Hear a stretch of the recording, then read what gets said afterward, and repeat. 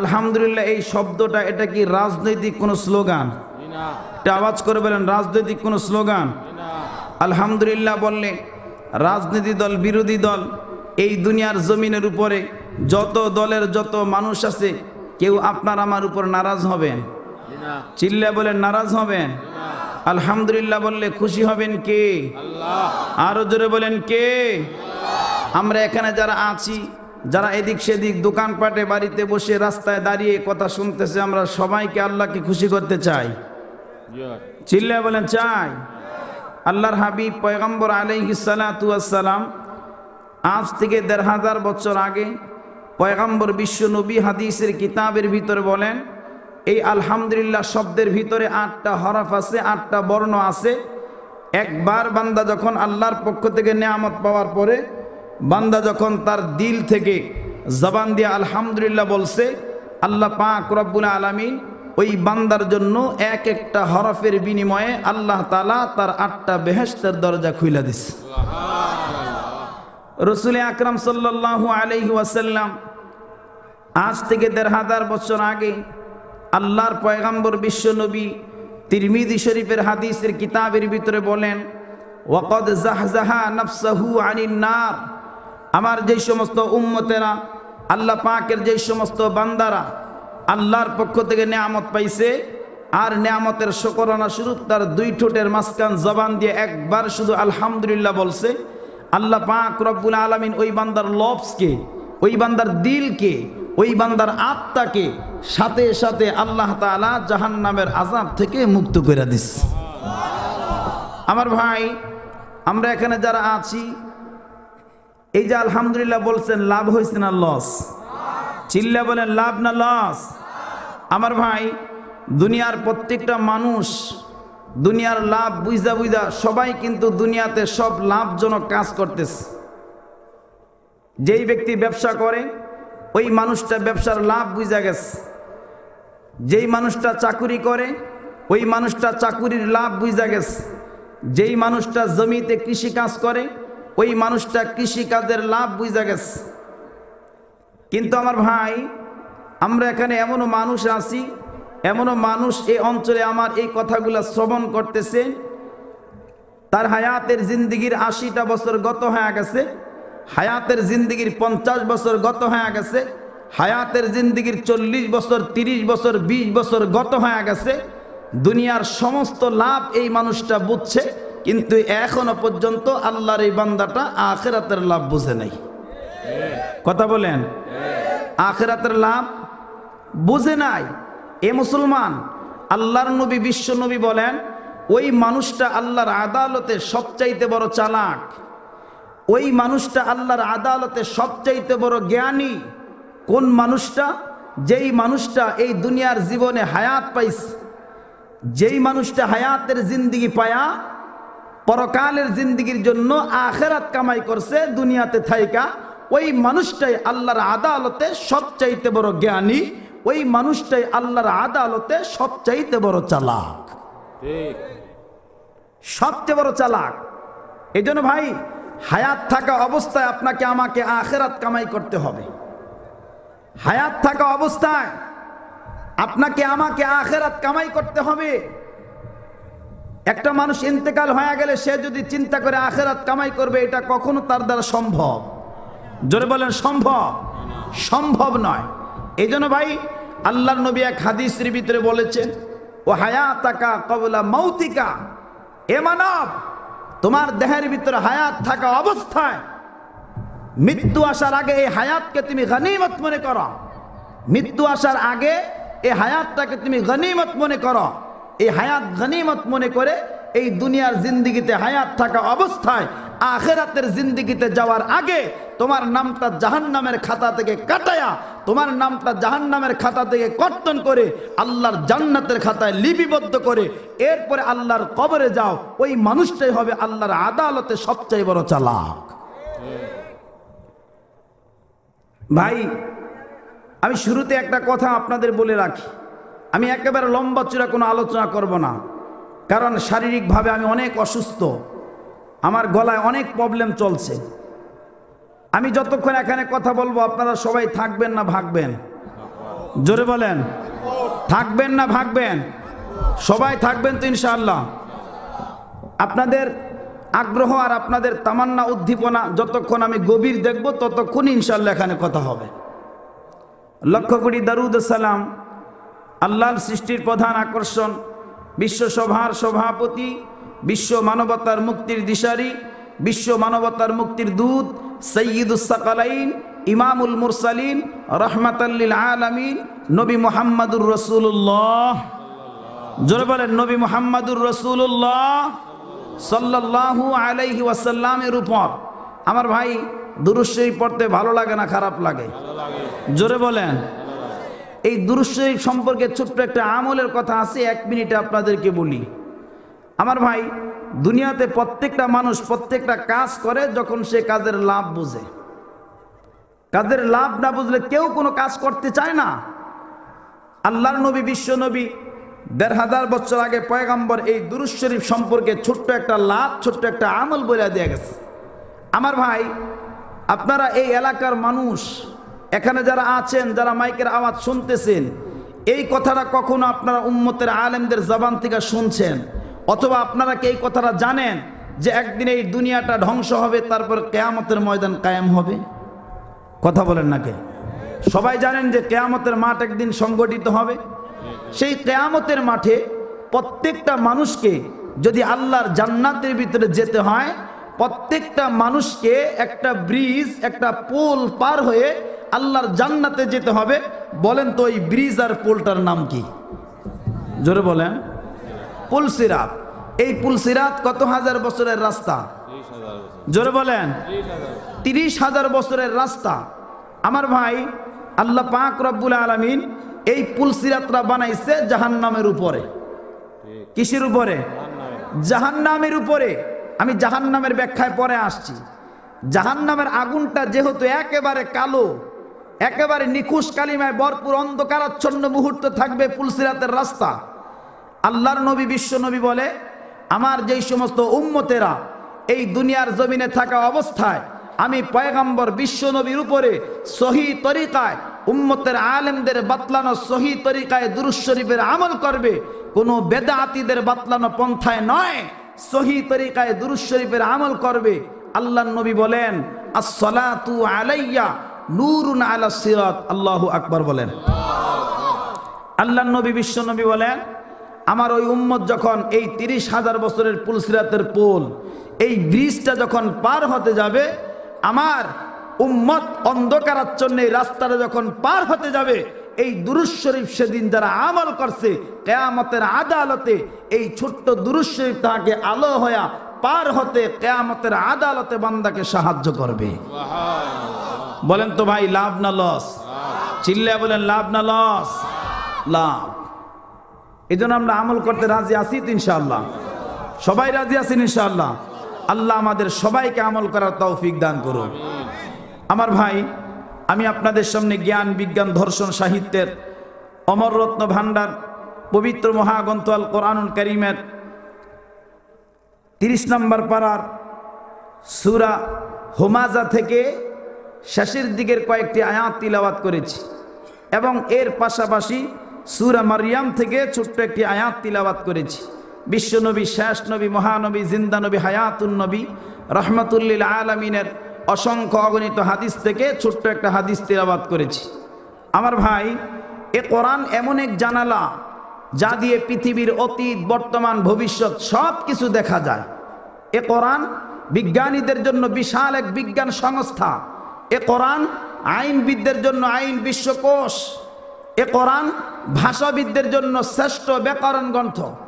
বিজ্ঞানীরা গবেষণা করে আর রিসার্চ করে দেখেছেন, একটা মানুষের হায়াতের জিন্দেগির ভিতরে তার 2 ঠোঁটের মাঝখান জবান দিয়া যতগুলা প্রশ্ন, যতগুলা কথা বাইর হতে পারে, প্রত্যেকটা প্রশ্ন এবং প্রত্যেকটা কথাকে যদি একটা একটা করে লিখে যদি আল্লাহর কোরআনকে সামনে রেখে উত্তর চাওয়া হয়, আল্লাহ পাক রব্বুল আলামিন বলেন, হে পৃথিবীর বিজ্ঞানীরা শোনো, শুধু একটা মানুষের জবানের প্রশ্ন নয়, কিয়ামত পর্যন্ত যত মানুষ দুনিয়াতে আসবে, এমনকি যারা আলমে রুহের জগতে আছে, প্রত্যেকটা মানুষের জবানের প্রশ্নকে যদি একটা একটা করে লিখে যদি আমার কোরআনকে সামনে রেখে উত্তর চাওয়া হয়, আমি আল্লাহ এর চাইতে আরো হাজার হাজার, এর চাইতে আরো লক্ষ লক্ষ কোটি কোটি প্রশ্নের উত্তর দিয়া আমি আল্লাহ আমার কোরআনকে সাজায়া রাখছি।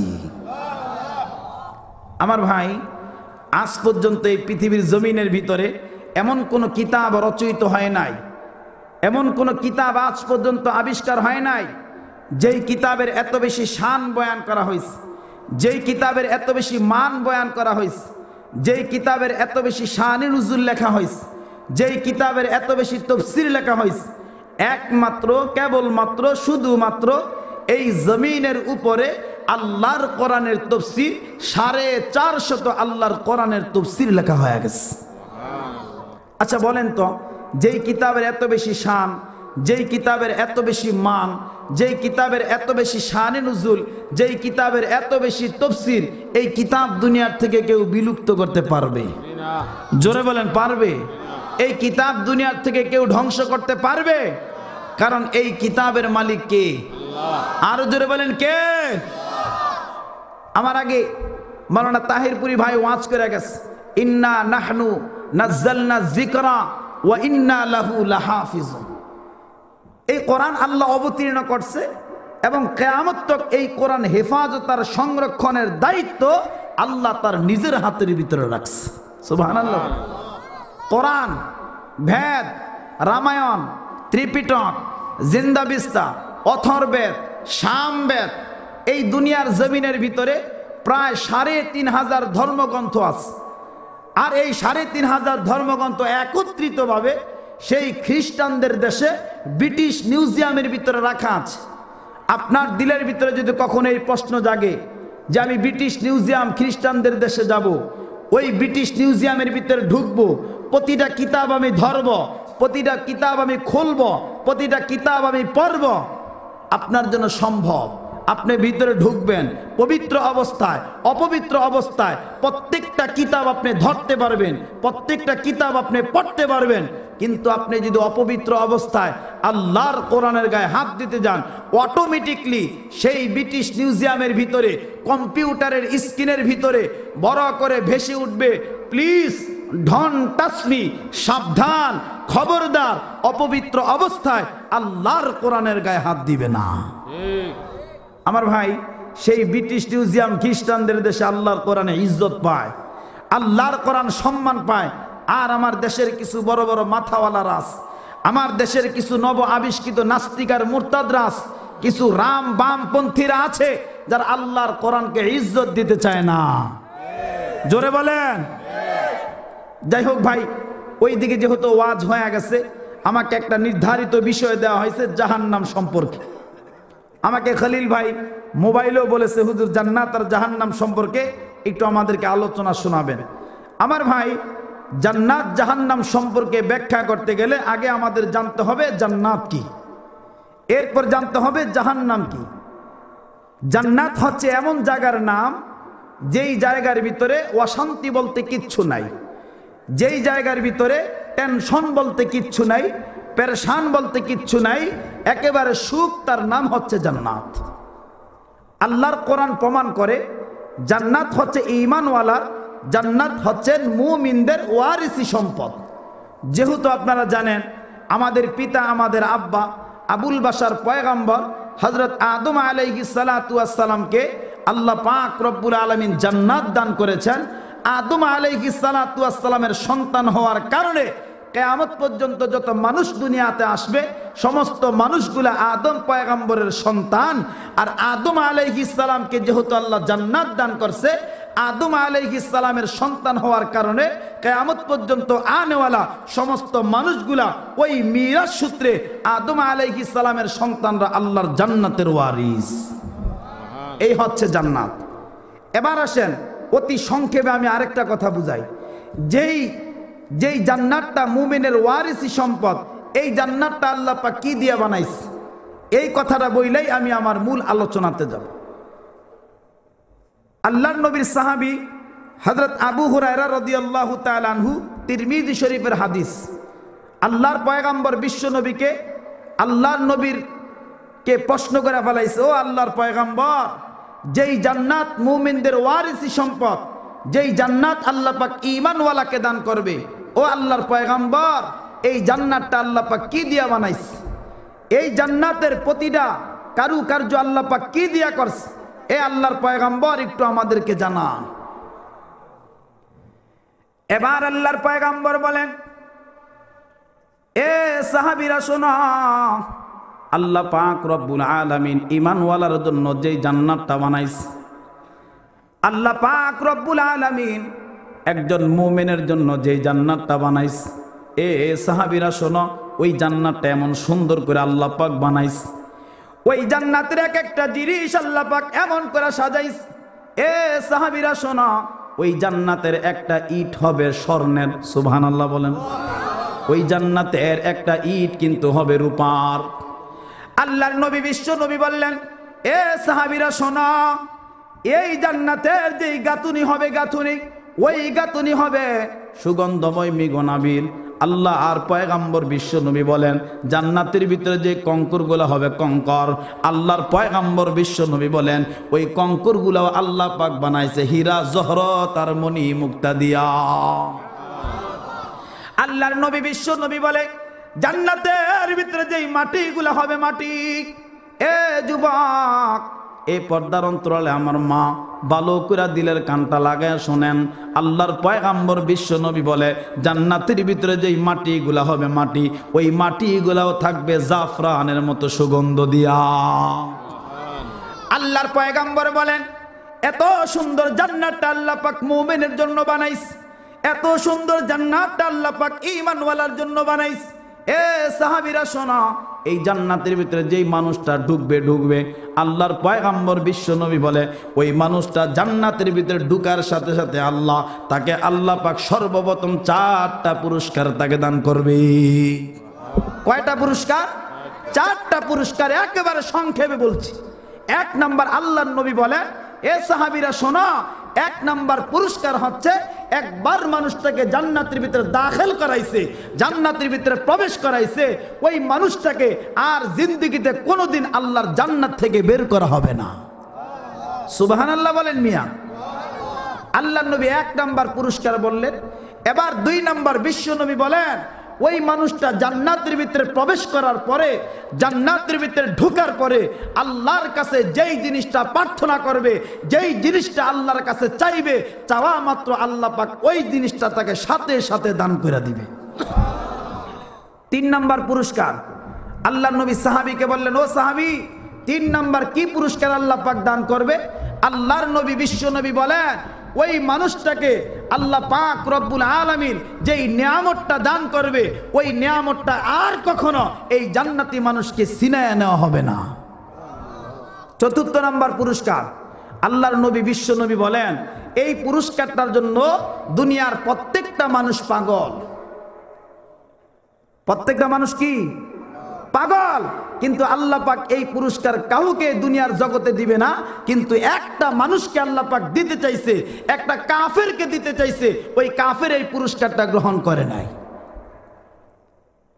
আল্লাহর নবী বিশ্ব নবী বলেন, 4 নাম্বার যেই পুরস্কারটা আল্লাহ পাক দান করবে, ওই পুরস্কারটার নাম হলো, জান্নাতের ভিতরে একবার মানুষটাকে ঢুকাইছে, প্রবেশ করছে, ওই মানুষটার জিন্দেগিতে আর কোনোদিন তার মৃত্যু হবে না, মৃত্যু হবে না।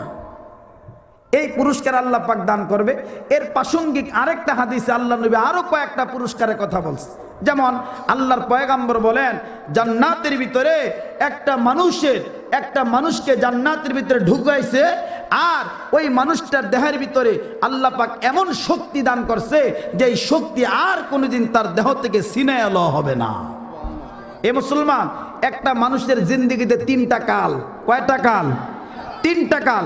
প্রথম হচ্ছে মায়ের গর্ভ থেকে আসার পরে শিশুকাল, এরপর বয়সটা যখন একটু উঠতে হয়, বালিগ হয়, তখন যৌবনকাল, আবার এই যৌবনকাল শেষ হওয়ার পরে আরেকটা কাল, সেই কালের নাম হচ্ছে বৃদ্ধকাল। আল্লাহ পাক রব্বুল আলামিনের পয়গাম্বর বিশ্ব নবী বলে, জান্নাতের ভিতরে কোনো কাল থাকবে না, জান্নাতের ভিতরে 3 কাল থাকবে না, জান্নাতের ভিতরে প্রতিটা নারী আর পুরুষকে আল্লাহ পাক সমবয়স্কা বানাইবে। একটা পুরুষের দেহের ভিতরে যৌবন দান করছে, ওই যৌবন আর কখনো তার দেহ থেকে শেষ হবে না। এর নাম হচ্ছে জান্নাত। এবার আসেন আমাদের বুঝতে হবে জাহান্নাম কি। জান্নাতের আলোচনা অনেক লম্বা চূড়া কথা রয়ে গেছে, যেহেতু আমাকে মূল আলোচনা জাহান্নাম সম্পর্কে করতে বলা হয়েছে। প্রথমে আমাদের বুঝতে হবে জাহান্নাম কি, আর এই জাহান্নামটা আল্লাহ পাক কিভাবে সাজাইছে, জাহান্নামের আগুনকে আল্লাহ পাক কিভাবে সাজাইছে, কিভাবে তৈরি করছে। আল্লামা ইবনে কাসির রহমতুল্লাহ আলাই আল বিদায়া ওয়ান নেহায়ার ভিতরে আল্লামা ইবনে মরদুবির বরাত দিয়া হযরত ওমর ইবনুল খাত্তাব রাদিয়াল্লাহু তাআলা আনহু থেকে লম্বা চূড়া একটা হাদিস আল্লাহর পয়গম্বর সাহাবী বয়ান করছে। হযরত ওমর ইবনুল খাত্তাব রাদিয়াল্লাহু তাআলা আনহু বলেন, আল্লাহর পয়গম্বর বিশ্বনবীর দরবারে একবার হযরত জিবরিল আলাইহিস সালাতু ওয়াস সালাম আসছে। যেই সময় জিবরিল আলাইহিস সালাতু ওয়াস সালাম আসছে, সাধারণত ওই সময় হযরত জিবরিল আকাশ থেকে আল্লাহর নবীর দরবারে আসে না, একেবারে অসময়ে আসছে। জিবরিল আলাইহিস সালাতু ওয়াস সালাম আসছে ঠিক, আল্লাহর নবী তাকায়া দেখে হযরত জিবরিল আলাইহিস সালাতু ওয়াস সালামের চেহারাটা একেবারে মলিন দেখা যাচ্ছে, চেহারাটা একেবারে ফ্যাকাশে হয়ে গেছে। এবার আল্লাহর পয়গম্বর হযরত জিবরিল আলাইহিস সালাতু ওয়াস সালামকে বললেন, এ ভাই জিবরাইল, ব্যাপার কি তোমার চেহারাটা তো মলিন দেখা যাচ্ছে, চেহারার ভিতরে এত চিন্তার ছাপ রেখা উঠছে, কারণটা কি? কোন জিনিস তোমাকে এরকম টেনশনের ভিতরে ফালায়া দিচ্ছে? এবার হযরত জিবরাইল বললেন, এ আল্লাহর পয়গম্বর বিশ্ব নবী শোনেন, আমি জিবরাইল কখনো কিন্তু আমার নিজের ইচ্ছা আপনার কাছে অবতীর্ণ হতে পারি না। ও আল্লাহর পয়গম্বর শোনেন, আল্লাহ পাক রব্বুল আলামিন যখন আমাকে অর্ডার করে যাও, আল্লাহ পাক রব্বুল আলামিন যখন আমাকে বলে যাও আমার পয়গম্বর বিশ্ব নবীর কাছে ওহী নিয়ে যাও, ও আল্লাহর পয়গম্বর তখন আমি আসমান থেকে অবতীর্ণ হয়ে যাই। আল্লাহর নবী গো, আমার চেহারাটা কেন এত মলিন দেখা যায় আপনি জানেননি? আমার চেহারাটা কেন এত ফ্যাকাশে হয়ে গেছে আপনি জানেননি? ও আল্লাহর পয়গম্বর বিশ্ব নবী শোনেন, আল্লাহ পাক রব্বুল আলামিন আজকে জাহান্নামের দরজাগুলা খোলার জন্য বলছে। ও আল্লাহর পয়গম্বর, যখন নাকি জাহান্নামের দরজাগুলা খুলে ফেলাইলাম, আল্লাহ পাক রব্বুল আলামিন বলেন, ও জিবরাইল শোন, এই আগুনে দুনিয়ার নাফরমানদেরকে হবে না। এরে জিবরাইল, এই আগুনে দুনিয়ার নাফরমানদেরকে হবে না। আমার যেই বান্দাগুলারে আমি আল্লাহ এই দুনিয়ার জমিনের ভিতরে পাঠাইয়া দিয়া আমি আল্লাহ তাআলা এই বান্দাকে কত সুন্দর সুন্দর নিয়ামত খাওয়াইলাম। যেই মানুষটারে আমি আল্লাহ তো সুন্দর একটা হায়াতের জিন্দেগি দিয়া দিলাম, ওই মানুষটা দুনিয়ার হায়াতটা পায়া ওই মানুষটা তার মন চাই জিন্দেগি করে ফেলাইছে। ও জিবরাইল, ওই মানুষটা তো রব চাই জিন্দেগি করে নাই, এই জন্য এই আগুনে তাদেরকে হবে না। ও জিবরাইল, আগুনটাকে তুমি 1000 বছর পর্যন্ত জ্বালাও। আল্লাহ পাক রব্বুল আলামিন জিবরাইলকে বলে দিলেন 1000 বছর পর্যন্ত জ্বালাও। এ মুসলমান, এ যুবক ভাই, ভালো করে দিলের কানটা লাগায় শোন বাবা। আল্লাহ আর পয়গম্বর বিশ্ব নবী বলেন 1000 বছর জ্বালাইলা তারপর কি ঘটনা ঘট। এবার হযরতে জিবরাইল বললেন, ও আল্লাহর পয়গম্বর শোনেন, 1000 বছর নাকি জাহান্নামের আগুনটাকে জ্বালাইস। ও আল্লাহর নবী, 1000 বছর জ্বালানোর ফলে আগুনের রংটা হয়ে গেছে একেবারে সাদা। আল্লাহর নবী গো, আল্লাহ পাক রব্বুল আলামিন বললেন, এ জিবরাইল, এ আগুনও তাদেরকে হবে না, আরো 1000 বছর তুমি জ্বালাও। কারণ দুনিয়ার জমিনের ভিতরে এই মানুষটারে আমি আল্লাহ তার দেহার 360টা মাকাম এত সুন্দর করে আমি আল্লাহ বানাইছি। একটা ঘরের ভিতরে, একই ঘরের ভিতরে 4 জন সন্তান থাকে, ভাই থাকে। একই ঘরের ভিতরে এরকম ভাই বোন এরকম 5-7 জন থাকে।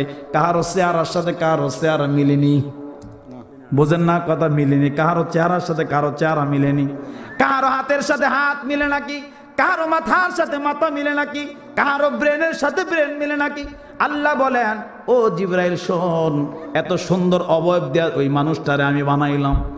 দুনিয়ার জমিনে এত সুন্দর করিয়া এই মানুষটার 360টা মাকাম বানায়া দিয়া এই মানুষটার আমি পাঠাইয়া দিলাম। এ জিবরাইল, ওই মসজিদের মিনার থেকে 5টা বার মুয়াজ্জিন আল্লাহু আকবার বলে আজান দিয়া ফেলায়। ওই মসজিদের মিনার থেকে মুয়াজ্জিন বারবার বলে হাইয়া আলাস সালাহ, মুয়াজ্জিন বলে হাইয়া আলাল ফালাহ। ফজরের নামাজের ওয়াক্ত যখন হয় মুয়াজ্জিন তখন ডাইকা বলে ও বান্দারা আস-সালাতু খায়রুম মিনান নাওম। এই কথাটা আপনাদের দেশে বলেনি? জোরে কোন বলেনি? আল্লাহ বলে রে জিবরাইল, এতবার মুয়াজ্জিন এত কষ্ট করিয়া বারবার দৈনিক 5টা বার ওই মসজিদের মিনার থেকে আজান হয়ে যায়, একটা বারো বান্দাটা আমার কদমে সিজদা দেয় না। ও জিবরাইল, এ আগুনে তাদেরকে হবে না, আগুনটার আরো 1000 বছর জ্বালাও। হযরত জিবরাইল বলেন ও আল্লাহর পয়গম্বর, আরো 1000 বছর পর্যন্ত জ্বালাইছি। 1000 বছর জ্বালানোর পরে আগুনের রংটা ধারণ করছে লাল। কি ধারণ করছে? আগুনের রংটা ধারণ করে ফেলাইছে লাল। আল্লাহ পাক বলেন এ জিবরাইল, এ আগুনও তাদেরকে হবে না। কেন হবে না? এ আগুনও তাদেরকে হবে না, তারা তো বড় নাফরমান। এ মুসলমান, আরো 1000 বছর জ্বালাইছে, আগুনটা কালো হয়েছে, কারণটা কি? মুফাসসিরিনে কেরাম তাফসীরের কিতাবের ভিতরে লেখেন, দুনিয়ার জমিনের ভিতরে মা নামাজ পড়ে নাই, বাবাই নামাজ পড়ে নাই, সন্তান পড়ে নাই, ভাই পড়ে নাই, বোন পড়ে নাই, বিবি পড়ে নাই, স্বামী পড়ে নাই। বাবা কিন্তু এক জাহান্নামে যাবে, ওই জাহান্নামে কিন্তু তার সন্তানটা পড়বে, ওই জাহান্নামে কিন্তু তার মায়ও পড়বে, তার বোনও পড়বে, একই ঘরের 2 জন মানুষ জাহান্নামে পড়বে। ওই আগুনের ভিতরে একজন আরেকজনকে দেখে চিনা ফেলাইবে। এই জন্য আরে 1000 বছর পর্যন্ত জ্বালাও। এ মুসলমান, আল্লাহর পয়গম্বরের কাছে জিবরাইল আগুনের ব্যাখ্যা দিতেছে, ও আল্লাহর পয়গম্বর, আরো 1000 বছর নাকি জ্বালাইলাম, জ্বালানোর পরে আগুনের রংটা ধারণ করছে লাল, আগুনের রংটা ধারণ করে ফেলাইছে কালো। কি ধারণ করছে? জোরে বলেন। আগুনের রংটা ধারণ করে ফেলাইছে কালো। এ মুসলমান, এখনো পর্যন্ত জাহান্নামের আগুনের অগ্নিশিখা নিবে নাই, এখনো পর্যন্ত তার অগ্নি ফুলঙ্গ কমে নাই। এ যুবক, এ পর্দার অন্তরালে আমার মা ভালো করে দিলের কানটা লাগায় শোনেন, আল্লাহর পয়গম্বরের কাছে জিবরাইল আগুনের ব্যাখ্যা দিতেছে। হযরতে জিবরাইল বলেন ও আল্লাহর পয়গম্বর, এতক্ষণ পর্যন্ত যে আগুনের ব্যাখ্যা আপনাকে শোনাইলাম, এ আল্লাহর নবী, শুধু এই আগুন না, এই আগুন না, এই আগুন থেকে যদি একটা মানুষ হাতের ভিতরে আংটি লাগায়, আপনাদের দেশে মানুষ হাতে আংটি পরেনি? আরো জোরে কোন পরেনি? হযরতে জিবরাইল বলেন ও আল্লাহর পয়গম্বর শুনেন, ওই যে একটা মানুষ তার হাতের ভিতরে আংটি লাগায়, এই আংটির মধ্যবর্তী যেই জায়গা দিয়ে আঙ্গুলটা প্রবেশ করায়, ওই জায়গার ভিতরে একটা গোলক পরিমাণ একটা জায়গা আছে। ও আল্লাহর নবী, যদি এই গোলক পরিমাণ আগুন যদি দুনিয়ার কোনো পাহাড়ে রাখা হয়, আল্লাহর নবী গো, এই গোলক পরিমাণ একটা আগুন যদি পাহাড়ের ভিতরে রাখা হয়, এ আল্লাহর পয়গম্বর, ওই আল্লাহর কসম করে আপনাকে বলি যে আল্লাহর হাতে আমার পান, আপনার পান, আমার জান, আপনার জান। ও আল্লাহর পয়গম্বর, একটা আংটির গোলক পরিমাণ পানি যদি, আগুন যদি এরকম পাহাড়ে রাখা হয়, সাথে সাথে পাহাড়টা জ্বইলা পুরা সারখার হয়ে যাবে। এমন আগুন এক এক করে 3000 বছর জ্বালাইছে। আল্লাহর নবী, বিশ্ব নবী বলেন হাসবি ইয়া জিবরাইল লা ইয়ানসাদ্দা কলবি, হে জিবরাইল তাড়াতাড়ি চুপ করো, কলিজা যেন ফেটে না যায়, আর আগুনের ব্যাখ্যা আমাকে শোনাইতে হবে না। এ মুমিন, আল্লাহর পয়গম্বর বিশ্ব নবী সাহাবী হাদিস বয়ান করতে গিয়ে বলেন, এমতো অবস্থায় আল্লাহর নবী হযরত জিবরিল আলাইহিস সালাতু ওয়াস সালামের দিকে তাকাইছে, আর আল্লাহর নবী তাকায়া দেখে হযরত জিবরিল আলাইহিস সালাতু ওয়াস সালামের 2টা চোখ বায়া বায়া পানিগুলা জমিনের ভিতরে টপ টপ করে পড়া আরম্ভ হয়েছে। আল্লাহর নবী বড় আশ্চর্য হয়ে গেছে, ব্যাপার কি? জিবরাইল আল্লাহ পাকের এত নিকটতম ফেরেশতা, মালাইকাদের সরদার জিবরাইল আলাইহিস সালাতু ওয়াস সালাম কেন এইভাবে চোখের পানি সাইরাসরা কান্না করতেছে, কারণটা কি? এবার আল্লাহর পয়গম্বর বললেন, এ জিবরাইল, ব্যাপার কি? কেন আপনি এইভাবে চোখের পানি ছাড়া কান্না আরম্ভ করলেন?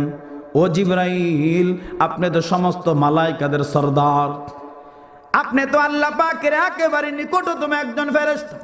এ জিবরাইল, ব্যাপার কি? কেন আপনি কান্না আরম্ভ করে দিস? এবার হযরতে জিবরাইল বলেন, ও আল্লাহর পয়গম্বর বিশ্ব নবী শুনেন, ইবলিসও কিন্তু আল্লাহ পাকের নিকটতম একজন ফেরেশতা ছিল। আল্লাহর নবী ইবলিসও কিন্তু মালাইকাদের ভিতরে একজন শ্রেষ্ঠতম ফেরেশতা ছিল। এ আল্লাহর পয়গম্বর, ইবলিস কিন্তু আল্লাহ পাকের একটা হুকুম অমান্য করছে। ইবলিস কিন্তু হযরত আদম আলাইহিস সালামকে সিজদা করে নাই। এই জন্য আল্লাহ পাক রব্বুল আলামিন ইবলিসকে কিয়ামত পর্যন্ত লানতের তক্তা দিয়া দিছে। ইবলিসকে আল্লাহ পাক রব্বুল আলামিন কিয়ামত পর্যন্ত বিতাড়িত মরদুদ শয়তান বানায় দিছে। এ আল্লাহর নবী, আমি জিবরাইল কিন্তু জানি না আল্লাহ পাকের ইলমের ভিতরে আমার শেষ পরিণাম কি আছে। এই জন্য বারবার আল্লাহ পাকের নাফরমানি থেকে বাঁচার জন্য কাঁদি। এ মুসলমান, কিতাবের ভিতরে আসছে হযরত জিবরাইল আলাইহিস সালাতু ওয়াস সালাম এই কথাটা বন্ধ করে আল্লাহর পয়গম্বরের দিকে তাকাইছে। জিবরাইল আলাইহিস সালাতু ওয়াস সালাম তাকায় দেখে আল্লাহর পয়গম্বর চোখের পানি ছাইরা ছাইরা টপ টপ করে নবী কান্না আরম্ভ করছে। এমত অবস্থায় আল্লাহ পাক রব্বুল আলামিন যখন নাকি জিবরাইল এবং আল্লাহর পয়গম্বর চোখের পানি ছেড়ে কান্না আরম্ভ করছে, এ মুসলমান, আল্লাহ পাক রব্বুল আলামিন গায়েব থেকে একটা আওয়াজ দিয়া দিস, ইয়া মুহাম্মদ ইয়া জিবরাইল। আল্লাহ পাক আওয়াজ দিয়া দিলেন, ইয়া মুহাম্মদ সাল্লাল্লাহু আলাইহি ওয়াসাল্লাম, ইয়া জিবরাইল, ইন্নাল্লাহ আযজা ওয়া জাল্লা ক্বাদ আমানাকুম আন তাসিয়া। হে জিবরাইল, হে আমার পয়গম্বর, আমার হাবিব, আমার দোস্ত, ও পয়গম্বর, ব্যাপার কি এইভাবে কেন কান্না আরম্ভ করলেন? এ জিবরাইল শোনো, এ আমার পয়গম্বর, আমার দোস্ত, আপনি শোনেন, আমি আল্লাহ পাক রব্বুল আলামিন আপনাদের উভয়জনকে আমি আল্লাহ দুনিয়ার সমস্ত নাফরমান থেকে হেফাজত করছি, দুনিয়ার সমস্ত নাফরমানের থেকে আমি আল্লাহ বিরত রাখছি। আপনারা কান্না করবেন না, আপনারা ওই ইবলিসের মতো লানতের তক্তা কোনোদিন আপনারা পাবেন না। আল্লাহ পাক এই অভয়, এই ঘোষণা আসমান থেকে আল্লাহ পাক সরাসরি ডাইরেক্ট পয়গম্বরের কাছে পাঠায়। হযরত ওমর ইবনুল খাত্তাব রাদিয়াল্লাহু তাআলা আনহু বলেন, আল্লাহর পয়গম্বর বিশ্ব নবী রহমাতুল লিল আলামিন, ওনার সামনে থেকে জিবরিল আলাইহিস সালাম আকাশে চলে গেছে। আল্লাহর দরবারে জিবরাইল আলাইহিস সালাতু ওয়াস সালামের মাকামে তিনি চলে গেছেন। আর আল্লাহর নবী বিশ্ব নবী এরকম মজলিস থেকে বাইর হয়ে আল্লাহর নবী এরকম ভাবে যখন রাস্তার দিকে নামাইছে, আল্লাহর নবী হাঁটতেছে আর দেখে একটা মাঠের ভিতরে এরকম অনেক যুবক ভাইয়েরা আছে, যে যুবক ভাইয়েরা বৈশা গল্প গুজব আর হাসি তামাশা কইরা সময়কে হেলায় ফেলায় নষ্ট করতেছে। আল্লাহর নবী ডাক দিলেন, হে মদিনার যুবকেরা শোনা, এমতো অবস্থায় এই কিছুক্ষণ আগে হযরত জিবরিল আমাকে যে আগুনের সুসংবাদ জানাইছে, হে দুনিয়ার মানুষেরা শোনা, এই আগুন আমি পয়গম্বরকে যাহা জানাইছে তাহা যদি তোমরা জানতা, সমস্ত গল্পগুজব, সমস্ত গুনাহের কাজ বন্ধ করে দিয়া আল্লাহ পাকের ইবাদত, তাসবিহ, তাহলিল, জিকির, আজকার, কোরআন তেলাওয়াত আর নামাজের ভিতরে তোমরা মশগুল হয়ে যাইতা। আল্লাহর নবী ঘোষণা দিছে যুবকদেরকে। এ মুসলমান, এই হচ্ছে আগুনের ব্যাখ্যা, জাহান্নাম। এই আগুনটা আল্লাহ পাক কিভাবে বানাইছে? আল্লামা ইমাম বুখারী রহমতুল্লাহি আলাইহি বুখারী শরীফের ভিতরে আল্লামা ইমাম মালিক রহমতুল্লাহ আলাইহির বরাত দিয়া হযরত আবু হুরায়রা রাদিয়াল্লাহু তাআলা আনহু থেকে লম্বা হাদিস বয়ান করছে। আল্লাহ পাক জাহান্নামের ভিতরে যে আগুনকে প্রজ্বলিত করছে, জাহান্নামের ভিতরে যে আগুনকে আল্লাহ পাক জ্বালাইছে, ওই আগুন এই দুনিয়ার আগুন থেকে, দুনিয়াতে বনি আদম যে আগুন ব্যবহার করে, দুনিয়াতে মানুষ তার প্রয়োজনের জন্য যে আগুন ব্যবহার করে, এ মুসলমান, এই আগুন থেকে জাহান্নামের আগুন আরো 69 গুণ বেশি পাওয়ারের হবে। আমার ভাই, দুনিয়ার আগুন যদি কাহারো হাতের ভিতর লাগে তাহলে কি তার পুরা দেহ জ্বলে? কথা কন নাকি? পুরা দেহ জ্বলে। হাতে লাগছে হাত পড়বে, পায়ে লাগছে পা পড়বে, মাথায় লাগছে মাথা পড়বে, দেহের যেই অঙ্গ পতঙ্গের ভিতরে লাগবে সেটাই পড়বে, সেটাই জ্বলবে। আল্লাহর নবী সাহাবী হাদিসে বলেন, জাহান্নামের আগুনকে আল্লাহ পাক এমন ভাবে বানাইছে, আমার তিলাওয়াতকৃত আয়াতে আল্লাহ পাক বলেন, নারুল্লাহিল মুকাদা আল্লাতী তাত্তালিউ আলাল আফিদা। জাহান্নামের আগুন যদি একটা মানুষের আঙ্গুলের নখের গুড়ির মাথার ভিতরে লাগে, সাথে সাথে তার পুরা দেহটা কয়লা হয়ে যাবে, কয়লা হয়ে যাবে। এ মুসলমান, দুনিয়াতে যে আগুন ব্যবহার করে জাহান্নামের আগুনের 1 ভাগ, এই আগুন যদি ধৌত না করে দুনিয়াতে পাঠাইতো, দুনিয়ার কোন মানুষ এই আগুন ব্যবহার করা তার পক্ষে কোনোদিন সম্ভব ছিল না। এমন আগুন আল্লাহ পাক আপনার জন্য, আমার জন্য বানায়া রাখছে, বানায়া রাখছে। এই জন্য ভাই, আমি শুরুতে একটা কথা বলেছি, জিন্দিগিটা করতে হবে রব চাই, জিন্দিগি কখনো মন চাই করা যাবে না। যেই মানুষটা মন চাই জিন্দিগি করছে ওই মানুষটাই আখিরাতের জীবনে ধরা পড়ে গেছে, ওই মানুষটাই আল্লাহর আদালতে ধরা পড়ে গেছে। এই জন্য আল্লাহ পাক রব্বুল আলামিন বলেন, আল্লাহ পাক রব্বুল আলামিন বলেন ওই মানুষটাকে আমি আল্লাহ জান্নাত দান করব জাহান্নাম থেকে বাঁচায়া। যেই মানুষটা, আল্লাহ আমার তিলাওয়াতকৃত আয়াতের ভিতরে বলছে, আমার তিলাওয়াতকৃত আয়াতে আল্লাহ পাক রব্বুল আলামিন বলছে ওই মানুষটাকে আমি আল্লাহ জাহান্নামের আগুন থেকে বাঁচায়া আমার জান্নাতের মালিক বানাবো, আমার জান্নাতের ভিতরে ঢুকাবো। কোন মানুষটাকে? যেই মানুষটা এই দুনিয়ার জীবনের ভিতরে তাকওয়া অবলম্বন করে চলছে, এই দুনিয়ার জমিনের ভিতরে আমি আসমানের মালিককে ভয় করে চলছে, ওই মানুষটাকেই আমি আল্লাহ তাআলা জাহান্নাম থেকে বাঁচায়া আমার জান্নাতের মালিকটাকে আমি আল্লাহ বানায়া দিব। এই জন্য ভাই সর্ব অবস্থায় আমার দিলের ভিতরে তাকওয়া, আমার দিলের ভিতরে ভয় থাকবে কার? জোরে বলেন কার? আল্লাহ। দুনিয়ার কোন মাখলুকের ভয় নয়, দুনিয়ার কোন মাখলুকের ভয় নয়, দুনিয়ার কোন সৃষ্টির ভয় নয়। আমার দিলের ভিতরে ভয় থাকবে একমাত্র আসমান আর জমিন যিনি বানাইছে, আসমান আর জমিন যিনি সৃজন করছে, সেই মালিক, সেই আল্লাহর ভয় আমার দিলের ভিতরে থাকবে। আল্লাহ পাক ওই মানুষটাকে তাহলে জাহান্নাম থেকে বাঁচায় তার জান্নাতটা আল্লাহ পাক দান করে। এ মুসলমান, এবার আসেন এই জাহান্নামের আগুনের ব্যাখ্যা গেল। এই জাহান্নামটা আল্লাহ পাক কোন মানবগুলাকে দান করবে? এই জাহান্নামটা আল্লাহ পাক কোন বনি আদমকে দান করবে? কোন গুনাহের কারণে মানুষ জাহান্নামে ডুববে? কোন গুনাহের কারণে মানুষ জাহান্নামের আগুনের ভিতরে প্রজ্বলিত হবে? আল্লাহর নবীর এক হাদিস আল্লামা ইবনে কাসির রহমতুল্লাহ আলাইহি আল বিদায়া ওয়ান নিহায়ার ভিতরে আসছে 8 শ্রেণীর মানুষ হবে। 8টা কারণ আছে দুনিয়াতে, যে 8টা কারণ যদি কোনো মানুষের ভিতরে 8টার একটা কারণ পাওয়া যায়, ওই মানুষটাই জাহান্নামে ঢুকবে, ওই মানুষটার কবরে আল্লাহ পাক আযাব দান করবে। আমার ভাই অতি সংক্ষেপে বলবো, অতি সংক্ষেপে, কিন্তু আমাদের এখন শুধু এই কান দিয়া, চর্ম কান দিয়া শুনলে হবে না, দিলের কান লাগায় শুনতে হবে আর মিলাইতে হবে যে এই কারণগুলা আপনার আমার দিলের ভিতরে আছে কিনা, এই রোগগুলা আপনার আমার দেহের ভিতরে আছে কিনা, এই গুনাহগুলা আপনার আমার দেহের ভিতরে আছে কিনা, মিলাইতে হবে। আল্লাহ নবী বলেন 1 নম্বরে কার কবরে আযাব হবে? আল্লাহ নবী বলে ওই মানুষটার কবরে 1 নম্বর কারণ যার ভিতরে পাওয়া যাবে, আল্লাহ নবী বলেন আল কাযাব। আল্লাহ নবী বলেন কি? আল কাযাব, মিথ্যাবাদীর কবরে আযাব হবে।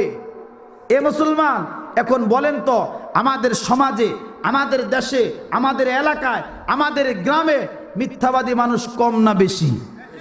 জোরে কোন, কম না বেশি?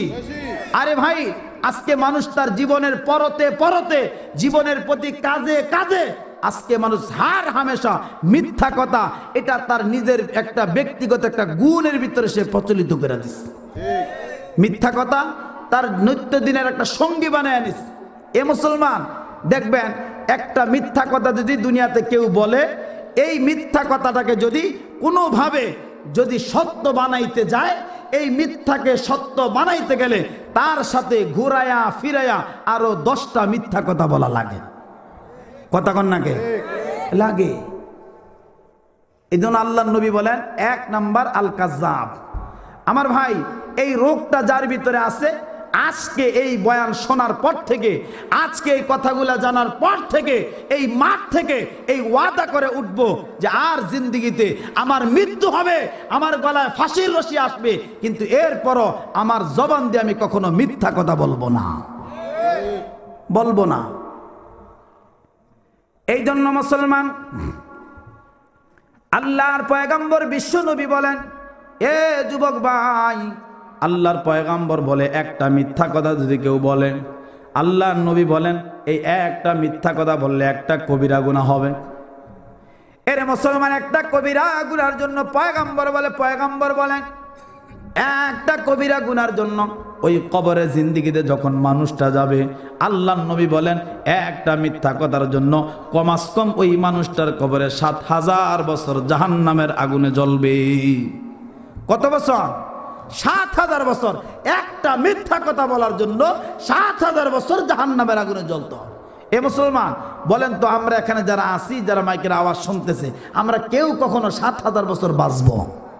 জোরে কোন বাঁচবে? আহা ভাই, দুনিয়ার হায়াত তো মাত্র ৬০, ৭০, ৮০ বছর বয়সের হায়াত।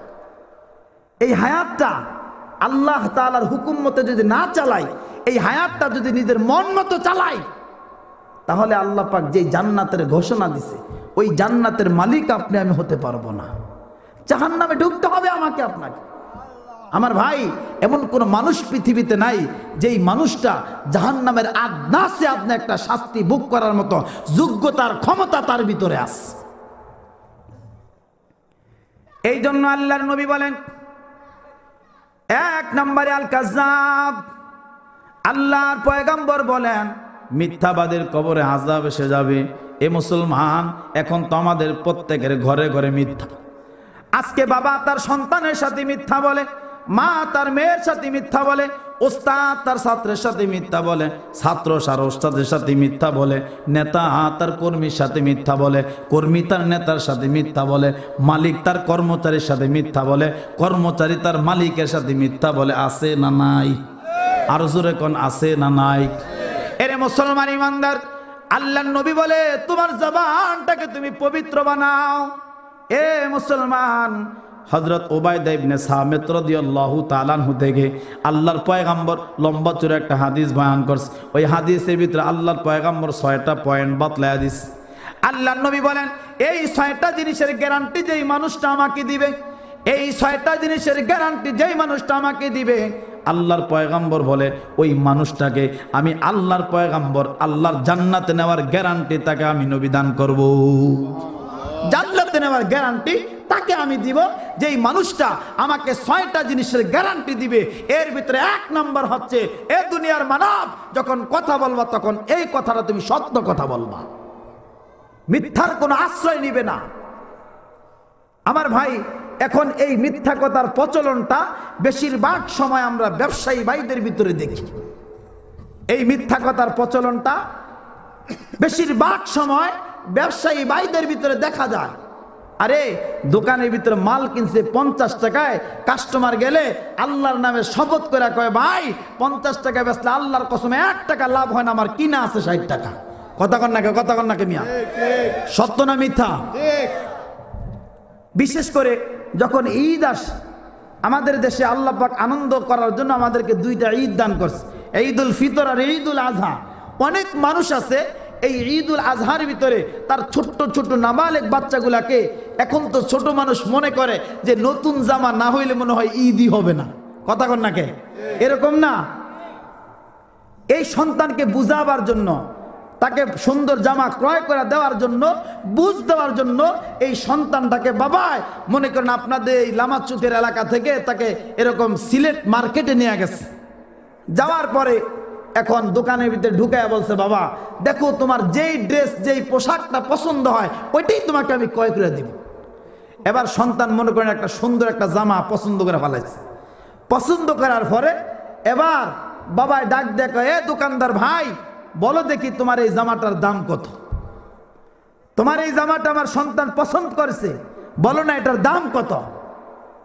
তখন ব্যবসায়ী বলবে, এরকম কথা বলে, আমরা তো অনেক সময় আমরা নিজেরা এটার ভুক্তভোগী। ব্যবসায়ী বলে, ভাই আমার এই জামাটার দাম তো 1500 টাকা, অথচ ভাই তার কিনা কিন্তু 500 টাকা।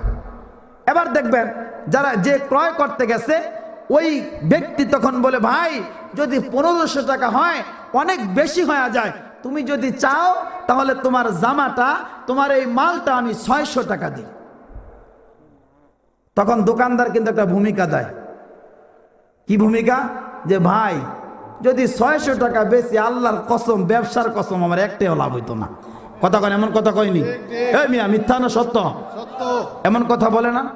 আমার ভাই, এই মানুষটা যখন এই কথাটা তার জবান দিয়া বলছে, আল্লাহর কসম আমি যদি 600 বেশি কিনা দাম হয় না, লাভ হয় না, এর চাইতে আরো বেশি কিনা আমার, ওই অবস্থায় এই ব্যবসায়ীর ব্যবসাটা আল্লাহর আদালতে হারাম হয়ে গেছে। কি হয়ে গেছে? হারাম হয়ে গেছে। অথচ আল্লাহর পয়গম্বর এই ব্যবসায়ী সম্পর্কে আল্লাহর নবী বলেন, এ দুনিয়ার মুসলমান, আল্লাহর পয়গাম্বর বলে আত্তিজারাতু সাদুকুল আমিন। আল্লাহ আর নবী বলেন যেই মানুষটা দুনিয়াতে সৎভাবে ব্যবসা করবে, যেই মানুষটা দুনিয়াতে সত্য কথা বইলে ব্যবসা করবে, এ মুসলমান, যেই মানুষটা দুনিয়াতে একেবারে নিট অ্যান্ড ক্লিন ভাবে স্বচ্ছভাবে ব্যবসা করবে, আল্লাহর পয়গাম্বর বিশ্ব নবী বলেন ওই মানুষটাকে আল্লাহ পাক রব্বুল আলামিন কিয়ামতের আদালতে আল্লাহ তার জান্নাতটা সিদ্দিকদের সাথে দান করবে। কত বড় কথা! নবী বলছে ওই মানুষটার জান্নাত হবে সিদ্দিকদের সাথে, সত্যবাদীদের সাথে, তার জান্নাতটা আল্লাহ পাক তাকে দান করে দিবে। এবার বুঝেন, মিথ্যা কথা বইলা ব্যবসা করলে, মিথ্যা কথা বইলা ব্যবসা করলে আপনার আমার জান্নাত কি সিদ্দিকদের সাথে হবে না শয়তানের সাথে হবে? জোরে কন, জোরে কন। এই জন্য আল্লাহর নবী বলছে 1 নাম্বার কারণ জাহান্নামের ব্যক্তির কবরে আযাব ঢোকার কারণ, আল্লাহর নবী বলেন আল কাযাব। এ মুসলমান, এই জন্য আমার ঘরের ভিতরে সত্য কথার প্রচলন ঘটাইতে হবে। আমি আর আমার বিবি যখন কথা বলবো, আমাদের কথাটা একেবারে নিখুঁত হতে হবে, আমাদের কথাটা একেবারে নিট অ্যান্ড ক্লিন হতে হবে, আমাদের কথাটা একেবারে স্বচ্ছ হতে হবে। আমি যদি আমার বিবির সাথে মিথ্যা কথা বলি, এই কথাটা আমার সন্তানের কানে ঢুকবে, আমার সন্তানও এখান থেকে মিথ্যা কথা শিখবে, আমার সন্তানও এখান থেকে মিথ্যা কথা শিখবে। এই জন্য ভাই, আমি আমার বিবির সাথে কথা বলি, আমি আমার ভাইয়ের সাথে কথা বলি, যার সাথেই কথা বলি, কথা বলার সময় আমি মিথ্যা কথা বলবো না সত্য কথা বলবো? সত্য কথা। এটা 1 নাম্বার সবক। দেখেন, মিলাইতে হবে এই গুণটা আমার, এই গুণাটা আমার দিলের ভিতরে আছে না নাই, এই গুণাটা আমার ভিতরে আছে না নাই, এই গুণা ভাই দিল থেকে সরাইতে হবে। একটা গুণা লইয়া যদি কেউ কবরে যায়, এ যুবক, একটা গুণা লইয়া কবরে গেলে আল্লাহর জাহান্নাম ছাড়া কোনো কিছু তোমার জন্য আমার জন্য নাই। এবার আসেন মুসলমান, 2 নাম্বার, আল্লাহর নবী বিশ্ব নবী বলেন, 2 নম্বরে আল্লাহর পয়গম্বর বলেন আলেমে বেআমল। আল্লাহর নবী বলেন ওই আলেমের কবরে আযাব এসে যাবে। এর মুসলমান, আল্লাহর নবী বলেন ওই আলেমের কবরে আযাব এসে যাবে। কোন আলেম? আল্লাহর পয়গম্বর বলে যে আলেমটা আল্লাহ আর কোরআনটা পড়া পড়া হক কথাগুলা জানছে, আমি পয়গম্বরের হাদিসটা পড়া পড়া হক কথাগুলা জানছি। এ মুসলমান, অনেক সময় অনেক আলেম আছে নিজে আমল করে না, কিন্তু মানুষের সামনে লম্বা লম্বা কথা বলে। আবার অনেক আলেম আছে নিজের চাকরির বয়ে, নিজের ক্ষমতার বলে সত্য কথাগুলা মসজিদের মিম্বরে বৈশা বৈশা বলে না। এ মুসলমান, এখান থেকে আরেকটা কথা আপনাদেরকে বুঝাই। এ বাবা, আপনার পায়ে ধরে, আপনার হাতে ধরে আমি বলি, এই দুনিয়াতে কোনো মানুষের শত্রু কোনো আলেম না, প্রত্যেকটা আলেম প্রত্যেকটা মানুষের বন্ধু। অনেক সময় আলেম আপনাদেরকে অনেক গরম গরম কথা বইলা বুঝায়, অনেক সময় অনেক শক্ত কথা বইলা বুঝায়, অনেক সময় আপনাদেরকে অনেক নরম নরম কথা বইলা বুঝায়। এ মুসলমান, কারণটা কি? কারণটা কি? এ আলেমটা আল্লাহর কোরআনটা পুরা জানছে। জাহান্নামের ভিতরে ঢুকলে এই শাস্তি তোমাকে দান করা হবে, জাহান্নামে ঢুকলে সাপ দেওয়া হবে, জাহান্নামে ঢুকলে বিচ্ছু দেওয়া হবে, জাহান্নামের ভিতরে ঢুকলে এরকম বড় বড় আযাব তোমাকে দেওয়া হবে। এই মুসলমান, ওই জাহান্নাম থেকে তোমাকে আমাকে বাঁচায়া আল্লাহর জান্নাতের ভিতরে ঢুকানোর জন্য এই জন্য আলেম একবার তোমাকে নরম কথা বলে, আলেম একবার তোমাকে গরম কথা বলে, আলেম একবার তোমাকে শক্ত কথা বলে। জোরে কোন ঠিক না বেঠিক? এই জন্য মুসলমান, কোনোদিন কোনো আলেমকে শত্রু ভাববেন না। এ মুসলমান, দুনিয়াতে এমন 3টা জায়গা আছে, এই 3টা জায়গা কোনোদিন আলেম ছাড়া তুমি পার হওয়া তোমার পক্ষে সম্ভব না। কয়টা জায়গা? কয়টা? 3টা। 1 নাম্বার, যখন দুনিয়ার জমিনে মায়ের গর্ভ থেকে ভূমিষ্ঠ হয়েছেন, তখন আলেম দরকার হয়েছে কি হয় নাই? জোরে কন্যাকে হয়েছে কি হয় নাই? 2 নাম্বার, আপনি যখন বিবাহ শাদী করবেন, বালেগ হয়েছেন, প্রাপ্ত বয়স্ক হয়েছেন, বিবাহ শাদী করবেন, ওই অবস্থায় এই আলেমের কোনো ভূমিকা আপনার বিবাহের ভিতরে আছে না নাই? জোরে কোন আছে না নাই? এই আলেম এত বড় একটা ভূমিকা রাখছে। কত বড় ভূমিকা! এই আলেম যদি সহিভাবে কালিমা দিয়া বিবাহ না পড়ায়া এই বিবি হালাল না করত, এই বিবির সাথে ঘর সংসার জায়েজ না নাজায়েজ হইতো। আলেম কত বড় ভূমিকা এখানে পালন করছে। 3 নাম্বার, আরেকটা সবচেয়ে বড় মারাত্মক জায়গা, মারাত্মক ভূমিকা যেটা রাখছে, এ মুসলমান, যখন আপনার আমার হায়াতের জিন্দিগির একেবারে ঘড়ির কাঁটা বন্ধ হয়ে গেছে, যখন আমার মৃত্যু হয়ে গেছে, এই আলেম দরকার হয় কি হয় না? জোরে কোন হয় কি হয় না? এই জন্য ভাই কোনো আলেমকে শত্রু ভাববেন না, কোনো আলেমকে দুশ্মন ভাববেন না যে হুজুর এই কথাটা বলছে, এটা আমাকে ইন্ডিকেট করে বলছে, এটা আমাকে উদ্দেশ্য করে বলছে। না, আল্লাহর কসম, কোন আলেম কাউকে উদ্দেশ্য করে কথা বলে না। একমাত্র রেজায়ে রব্বি রেজায়ে মাওলা, আল্লাহর সন্তুষ্টির জন্য বলে, আর গুনাহ থেকে বাঁচায়া আপনাকে জান্নাতের মালিক বানানোর জন্যই কথাগুলা বলে। আপনাকে জাহান্নাম থেকে বাঁচায়া জান্নাতের মালিক বানানোর জন্যই আপনাকে এই কথাগুলা বারবার বুঝায়। এই জন্য আল্লাহর নবী বলেন, 2 নম্বরে আল্লাহর পয়গম্বর বলেন, আলেমে বেআমল, ওই আলেমের কবরে আযাব ঢুকবে যে আলেম নিজে মানে নাই, অন্যকে বলছে। এর মুসলমান এবার আসেন 3 নম্বর। আল্লাহর পয়গম্বর বিশ্ব নবী বলেন 3 নম্বর রোগ, এ মুসলমান, আল্লাহর পয়গম্বর বলে আকিলুর রিবা। এ মুসলমান, এই গুনাহটা আমাদের দেশের শতকরা 99% মানুষের ভিতরে আছে। এই রোগটা আমাদের দেশে শতকরা 99টা ঘরের ভিতরে এখন আছে। এ মুসলমান, আল্লাহর নবী বিশ্ব নবী বলে সুদখুরের কবরে আযাব এসে যাবে। এবার বলেন তো আমাদের সমাজে সুদখুর আছে না নাই? আরো জোরে কোন আছে না নাই? এরে ভাই, সুদ কিন্তু আমাদের দেশে এমন ভাবে প্রত্যেকটা ঘরে ঢুকছে, এটা মহামারী আকারে ধারণ করে ফেলাইছে। এ বাবা, সুদের কিন্তু অনেকগুলা শাখা আছে, সুদের কিন্তু অনেকগুলা কোয়ালিটি আছে। আল্লাহ পাক রব্বুল আলামিন পবিত্র কোরআন সূরাতুল বাকারা 275 নম্বর আয়াত আল্লাহ বলেন, আল্লাযীনা ইয়াকুলুনার রিবা লা ইয়াকুমুনা ইল্লা কামা ইয়াকুমুল্লাযী ইয়াতাখাব্বাতুহুশ শাইতানু মিনাল মাস। আল্লাহ বলে, যেই মানুষটা দুনিয়ার জমিনের ভিতরে সুদ খাইবে, যেই মানুষটা সুদ দিবে, যেই মানুষটা এটার সাক্ষী হবে, যে সহযোগিতা করবে, যেই মানুষটা লিখবে, আল্লাহ বলেন উভয়জনের একই গুনাহ হবে। আর যেই মানুষটা দুনিয়াতে সুদ নামের গুনাহ লয়ে কবরে যাবে, আল্লাহর নবী সাহাবী হযরত আব্দুল্লাহ ইবনে আব্বাস রাদিয়াল্লাহু তাআলা আনহু বলে, ওই মানুষটাকে আল্লাহ পাক কিয়ামতের আদালতে এমনভাবে তাকে আল্লাহ পাক দণ্ডায়মান করবে, ওই মানুষটাকে কিয়ামতের ময়দানে আল্লাহ পাক এমনভাবে তাকে দাঁড় করাইবে।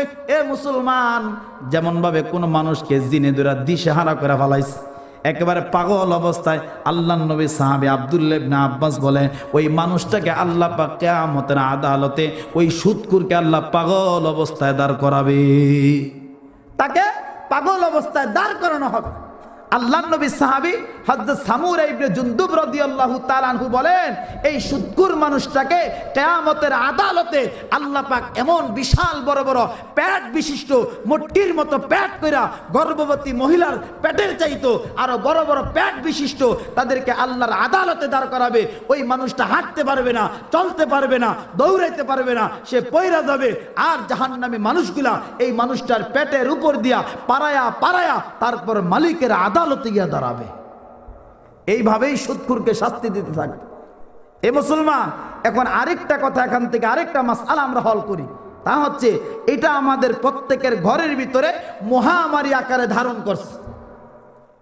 মহামারী দেখবেন, আমি আমার চাঁদপুর মতলবের কথা বলছি, আমি হয়তো আপনাদের এই এলাকায় এই গুনাহটা নাই, হয়তো আপনাদের এলাকার মানুষ অনেক ভালো, এই গুনার সাথে মুবতালা হয় নাই, এই গুনার সাথে তারা জড়িত হয় নাই। আমি আমার দেশের কথা বলছি। আপনাদের দেশে কিস্তি নামের একটা সুদ আছে না নাই? জোরে কোন আছে না নাই? কিস্তি আপনাদের দেশে আসেনি? দেখবেন ইহুদি খ্রিস্টানরা আমাদের দেশের ভিতরে তারা সবচেয়ে মারাত্মক 3টা ক্ষতি আমাদের করছে। 1 নাম্বার ক্ষতি, তারা আমাদের শিক্ষার যে সিলেবাস এটাকে 3 ভাগে ভাগ করে দিচ্ছে। 2 নাম্বার ক্ষতি, তারা আমাদের মা বোনদেরকে বেপরদার জিন্দেগি দিয়া ঘর থেকে বাহির করে দিচ্ছে। 3য় নাম্বার ক্ষতি, আমাদের প্রত্যেকটা মা বোন হচ্ছে সন্তান, প্রত্যেকটা মা বোন হচ্ছে দুনিয়াতে সন্তান ভূমিষ্ঠ করার ফ্যাক্টরি। আর তারা এই সুদ নামের গুনাহ ঢুকাইয়া দিয়া প্রত্যেকটা মায়ের পেট তারা নষ্ট করে দিছে। এই জন্য আমার সমাজের এখন শতকরা 95% সন্তানই তার মা বাবার অবাধ্য সন্তান, মা বাবার অবাধ্য সন্তান। ইহুদি খ্রিস্টানরা সূক্ষ্ম সূক্ষ্ম ব্রেন দিয়া, সূক্ষ্ম সূক্ষ্ম জ্ঞান দিয়া তারা এই জিনিসগুলা আমাদের সমাজের ভিতরে একেবারে ভাইরাসের মতো একেবারে সুই হয়ে ঢুকছে, আর সাপ হাতি হয়ে আমাদের ভিতর থেকে বাইর হয়ে যাচ্ছে।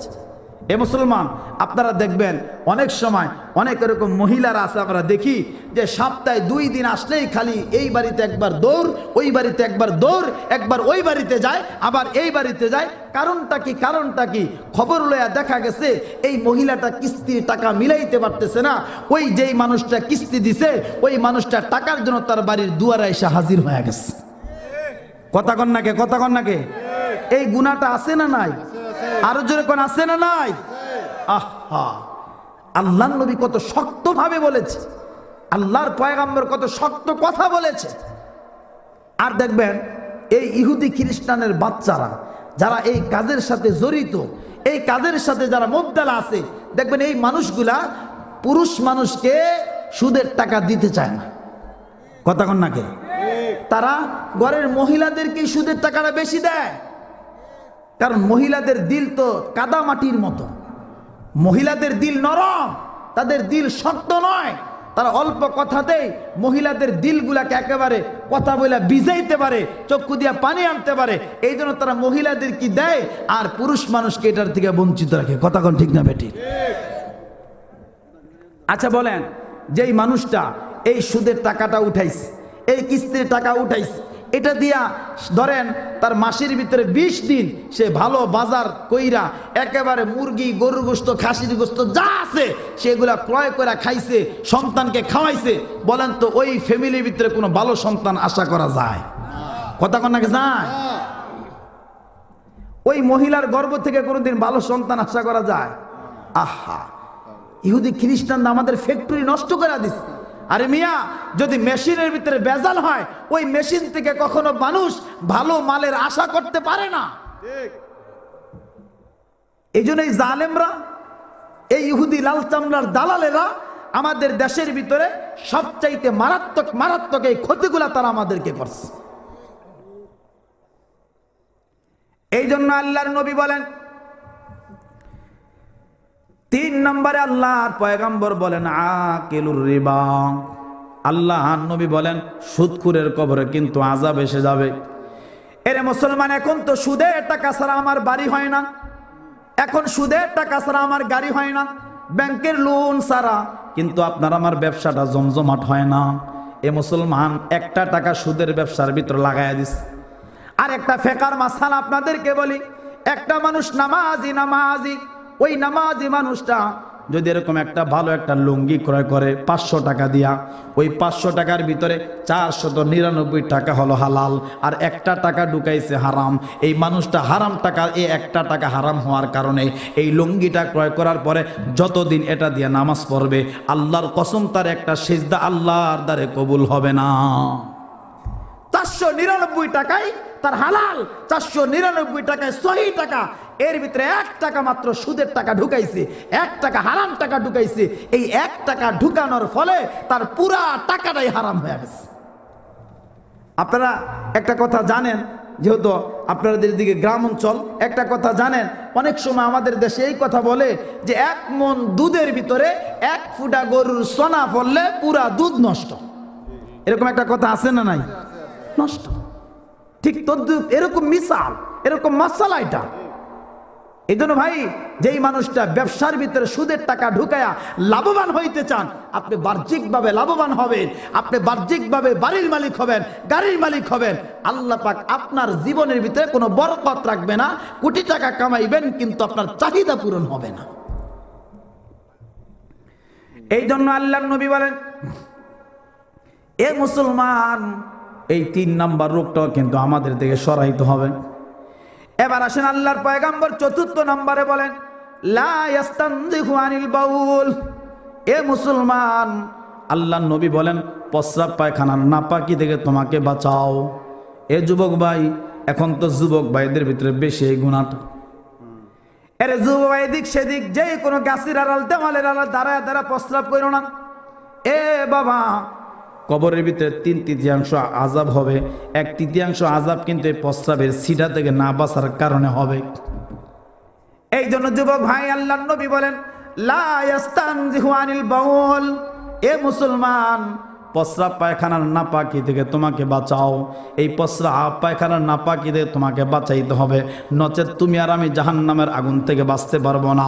এবার আসেন ৫ম নাম্বার, আল্লাহর পয়গম্বর বলেন আন্নামামাতু। আল্লাহর নবী বলেন সখলখুরের কবরে আযাব হবে। এ মুসলমান, এখন তো এই সখলখুরির গুনাহটা বেশি আমার মা বোনদের ভিতরে এসে গেছে। বেশিরভাগ মহিলার ভিতরে এই গুনাহটা বেশিরভাগ মহিলাদের ভিতরে আছে। আরে মহিলারা তো একে অপরের গীবত করে তো করেই, এমনকি দুই মহিলা একসাথে হলে নিজের স্বামীর গীবত করতো সে দ্বিধাবোধ করে না। নিজের স্বামীর গীবত করবে এটার ভিতরে তার দিল কাঁপে না। আরে যেই স্বামীর সাথে 30 বছর 40 বছর একটা বিছানার ভিতরে শুয়া ঘুমাইলাম, একটা বালিশের ভিতরে ঘুমাইলাম, কিভাবে আমার স্বামীর বদনাম, কিভাবে আমার স্বামীর গীবতটা আরেক মহিলার সাথে করি, তার দিলটা এখনো কাঁপে না। আল্লাহ রসুল বলেন আর নামামাতু, এই সখলখুরির গুনাহটা যার ভিতরে থাকবে ওই মানুষটার কবরে আল্লাহ পাক আযাব দান করবে। এ ভাই, আমাদের দেশে অনেক এরকম কর্মী আছে, কর্মী যারা নেতার পিছে কাজ করে। দেখবেন অনেক কর্মী এরকম আছে যেই কর্মী আরেক কর্মীকে নেতার বিরুদ্ধে লাগানোর জন্য অথবা নেতাকে আরেক কর্মীর উপরে খেপায়া দেওয়ার জন্য ওই কর্মীর বিরুদ্ধে নেতার কাছে গীবত লাগায় কি লাগায় না। ঠিক একই ফ্যাক্টরিতে চাকরি করে, একই ব্যবসা প্রতিষ্ঠানে চাকরি করে, দুই কর্মচারী মালিকের কাছে ভালো হওয়ার জন্য একজন আরেকজনের ব্যাপারে এরকম গীবত শিকায়ত করে কি করে না। আল্লাহর নবী 1400 বছর আগে আল্লাহর পয়গম্বর হাদিস বয়ান করে গেছে। এ মুসলমান, এই প্রত্যেকটা কথাই কিন্তু আমাদের বাস্তব একের উদাহরণস্বরূপ কথা এগুলো আসছে। এবার আসেন 6 নম্বর, আল্লাহর পয়গম্বর বিশ্ব নবী বলেন 6 নম্বর যেই গুনাহ, আল্লাহর নবী বলেন যে নবী ওই মানুষটার কবরে আযাব ঢুকবে যেই মানুষটার গোসল ফরজ হয়ে গেছে, গোসল ফরজ, আর ওই মানুষটা ঘন্টার পর ঘন্টা হেলায় ফেলায় কাটাইছে, ওই মানুষটা হেলায় ফেলায় ঘন্টার পর ঘন্টা কাটায় দিস, ওই মানুষটা পবিত্রতার জন্য গোসল করলো না, আল্লাহর নবী বলেন তার কবরে আযাব এসে যাবে। এ মুসলমান, কি কি কারণে গোসল ফরজ হয় এটা বলার কোনো মাকসাদ নয়, এটা আমরা সবাই কম বেশ কিন্তু জানি। এই জন্য ভাই, যেই অবস্থায় যেই কাজের জন্য গোসলটা ফরজ হবে, ওই গোসল ফরজ হওয়ার সাথে সাথে আমরা সবাই আমাদের নিজেকে পবিত্র করে নিব। আল্লাহর পয়গম্বর বললেন যেই মানুষটা নাকি এই গুনাহটা নিয়ে এরকমভাবে ঘন্টার পর ঘন্টা হেলায় ফেলায় এরকম ঘুরা ঘুরা কামাইবে, আল্লাহর নবী বলেন ওই মানুষটার কবরে কিন্তু আযাব ঢুকে যাবে। এবার আসেন 7 নম্বর, আল্লাহর নবী বিশ্ব নবী বলেন 7 নম্বর, এ মুসলমান, আল্লাহর পয়গম্বর বলেন তারিকুস সালাত। এ মুসলমান, বেনমাজির কবরে আযাব এসে যাবে। এ ভাই, এখন বলেন তো আমাদের সমাজে নামাজি মানুষ বেশি না বেনমাজি বেশি? জোরে কথা কন না কে? নামাজি মানুষ বেশি না বেনমাজি মানুষ বেশি? এ মুসলমান, আল্লাহর নবী বিশ্ব নবী বলেন যেই মানুষটা দৈনিক নাকি 5 ওয়াক্ত নামাজ, দৈনিক নাকি 5 ওয়াক্ত নামাজ ইহতিমামের সহিত পড়বে, 5 ওয়াক্ত নামাজ যে মানুষটা আল্লাহর হুকুম মতে আদায় করবে, ওই মানুষটাকে আসমানের রব, আসমানের মালিক আল্লাহ পাক তাকে 5টা পুরস্কার দিয়ে কিয়ামতে পুরস্কৃত করবে।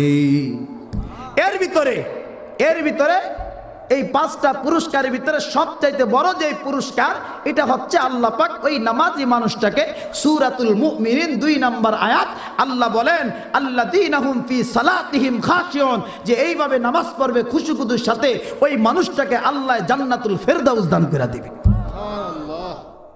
ভাই, এই হাদিসের ব্যাখ্যায় মুফাসসিরিনে কেরাম বলেন এই হাদিসে আল্লাহ পাক যেই 5টা পুরস্কারের কথা বলছে, ঘোষণা দিছে, এই 5টা পুরস্কার যদি কোনো মানুষের ভিতরে ফিট হয়ে যায়, লা খাউফুন আলাইহিম ওয়ালা হুম ইয়াহজানুন, ওই মানুষটার আর কোনো কিচ্ছু দরকার নাই, আর কোনো টেনশন নাই, আর কোনো চিন্তা নাই, ওই মানুষটা আরামে আল্লাহর জান্নাতের ভিতরে চলে যাবে।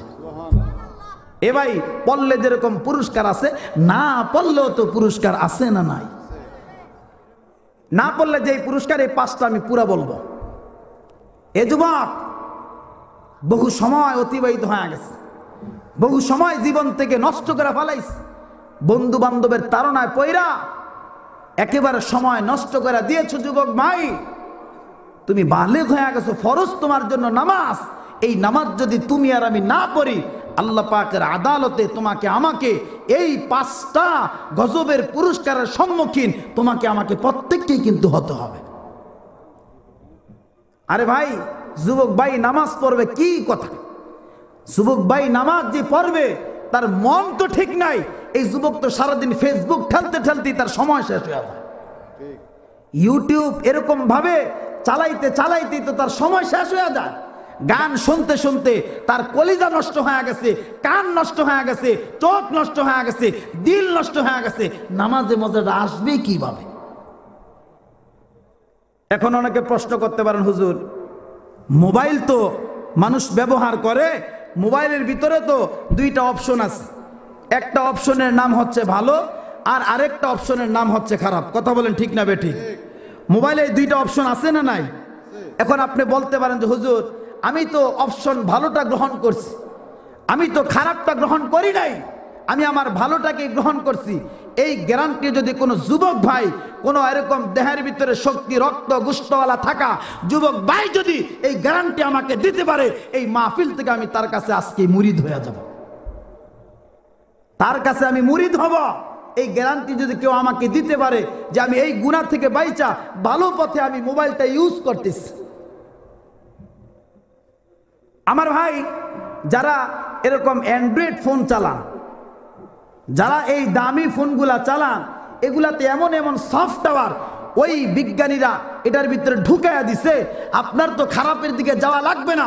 বারবার আপনার আঙুল আপনাকে খারাপের ভিতরে টাচ করার জন্য আপনাকে এরকম ভাবে ওয়াসওয়াসা দিতেই আপনাকে থাকবে। আপনি ওয়াজ শুনতেছেন, মনে করেন ইউটিউবে ঢুকে আপনি ওয়াজ শুনবেন বা ডাউনলোড করবেন, এমন তো অবস্থায় ওয়াজ শুনতেছেন, দেখবেন এর ভিতরে মমতাদের একটা গান আয়া পড়ছে। কথা কন নাকি? এর ভিতরে একটা খারাপ সিনেমা এসে পড়ছে, এর ভিতরে একটা খারাপ জিনিস, অশ্লীল জিনিস আইসা পড়ছে। আপনার অটোমেটিকলি আপনার আঙুল আপনাকে ওইটাতে নিতে বাধ্য হয়ে যাবে, অটোমেটিকলি ওইটার ভিতরে আপনার হাত চলে যাবে। কারণ বিজ্ঞানীরা এইভাবে এটাকে আবিষ্কার করছে, এইভাবে এটাকে বানাইছে।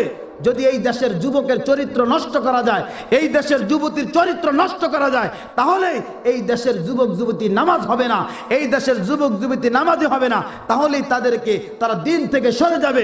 আর এই মানুষগুলার দ্বারাই দুনিয়ার যত খারাপ, যত অশ্লীল বেহায়াপনা কাজ তার দ্বারা করা দুনিয়াতে সম্ভব হয়ে যাবে। এ যুবক, অনেক পিতা মাতা আমাদের কাছে অনেক সময় দুঃখ করে বলে, হুজুর সন্তানের এত কষ্ট করে লালন পালন করছি, এত কষ্ট করে বড় করলাম, এই সন্তান আমার কথা শোনে না। আর এই সন্তানটা রাতের বেলা এরকম ঘুমাইতে গিয়া কানের ভিতরে হেডফোন লাগায় গান শুনতে শুনতে ঘুমায়। এরকম যুবক আছে না নাই? আমি এখান থেকে আপনাদেরকে আরেকটা মেসেজ শোনাই। আমার ভাই, আমরা তো অনেক সময় নিজের ব্যক্তিগত গাড়ি দিয়ে মাহফিলে যাই, আবার অনেক সময় লোকালে বাসে করে আসি, অনেক যানবাহনে অনেক সময় উঠি। এর দ্বারা আমাদের অনেক অভিজ্ঞতা হয়েছে। কেমন অভিজ্ঞতা? একটা অভিজ্ঞতার কথা আপনাদেরকে বলি। আপনাদের এই সমাজের এমন কিছু যুবক আছে না নাই যেই যুবক ভাই কলেজ ভার্সিটিতে পড়ে? জোরে বলেন ভাই, আপনারা ধৈর্য হারা হইতেছেন। আমার আর একটা পয়েন্ট রয়েছে, একটু সময় আমাকে দেন, এই 12টার ভিতরে শেষ হবে ইনশাআল্লাহ, আর 15 মিনিট। তো যুবক যুবতী বোন আমার, দিলের বুঝ তো দিলে ঢুকে নাই, কোরআনের ইলম তো তার দিলে ঢুকে নাই। মনে করেন আপনাদের এখান থেকে তার পিতা তার মা তার বহু কষ্ট করে বহু টাকা ব্যয় করে সিলেট একটা ভালো একটা ভার্সিটিতে ভর্তি করাইছে, অথবা আপনাদের সমাজের এরকম কিছু চাকুরিজীবী আছে যারা এখান থেকে সকালবেলা রওনা হয়ে সিলেট গিয়া চাকরি করে। এরকম মানুষ আছে না? আছে। দেখবেন এই মানুষটা যখন চাকুরিতে সকালবেলা রওনা হবে, হওয়ার সময় দেখবেন খাবারটা হাতের ভিতরে নিস। আমি বাস্তব কথা বলছি, অবাস্তব হলে আমাকে ধরায় দিবেন আপনারা। খাবারটা হাতে নিছে, টেবিল হয়তোবা কিছুর উপর খাবারটা রাইখা এই মানুষটা দেখবেন জামার ভিতর দিয়া হেডফোনটা ঢুকায়া তার কানে লাগায় মোবাইলটা গান চালায় পকেটে ঢুকে হাঁটা আরম্ভ করছে। আছে না নাই? জোরে কোন আছে না নাই? আমার যুবক যুবতী আমার ভাই এবং আমার বোন কলেজে রওনা হয়ে গেছে, কলেজের ব্যাগটা তো কাদের ভিতরে আছে, দেখবেন রওনা হয়ে গেছে। এই যুবক গাড়িতে উঠাই কলেজের ব্যাগের সাইড পকেট থেকে হেডফোনটা বাইর কইরা মোবাইলে ঢুকায়া কানে লাগায় গান চালায় দিচ্ছে। আছে না নাই? বাস্তব কথা। আচ্ছা বলেন তো, এই যে আপনি আমি কানের ভিতরে গান লাগাইলাম, গাড়িতে উঠলাম, এই গাড়ির থেকে নামার মতো কোনো যোগ্যতা আপনার আমার আসেনি? জোরে কোন আসেনি? আপনারা শোনেন নাই, আপনাদের এই এলাকা থেকে বহু মানুষ ঢাকার উদ্দেশ্যে রওনা হয়েছে, ওই মানুষটা ঢাকা পর্যন্ত পৌঁছতে পারে নাই, ওই ঢাকা পর্যন্ত পৌঁছার আগেই তার মৃত্যুর সংবাদ আসছে কি আসছে না? এ যুবক, এই অবস্থায় যদি আপনার আমার মৃত্যু হয়, যারা গান শুনতে শুনতে রাতের বেলা ঘুমান, এই অবস্থায় যদি আজরাইল যদি আপনার আমার সামনে আসে আর আপনার আমার মৃত্যুটা যদি হয়, একটাবার চিন্তা করে দেখছেন কি অবস্থায় আপনার আমার মৃত্যুটা হবে, কি অবস্থায় হবে? এই জন্য যুবক ভাই, এই গুনাহ ছাড়তে হবে, এই গুনাহ আপনার আমার দিল থেকে সরাইতে হবে, এই গুনাহ থেকে আপনাকে আমাকে সকলকে বাঁচতে হবে। কারণ গুনাহ নিয়ে কবরে গেলে কোনো রক্ষা নাই, গুনাহ নিয়ে কবরে গেলে জাহান্নাম ছাড়া কিচ্ছু নাই।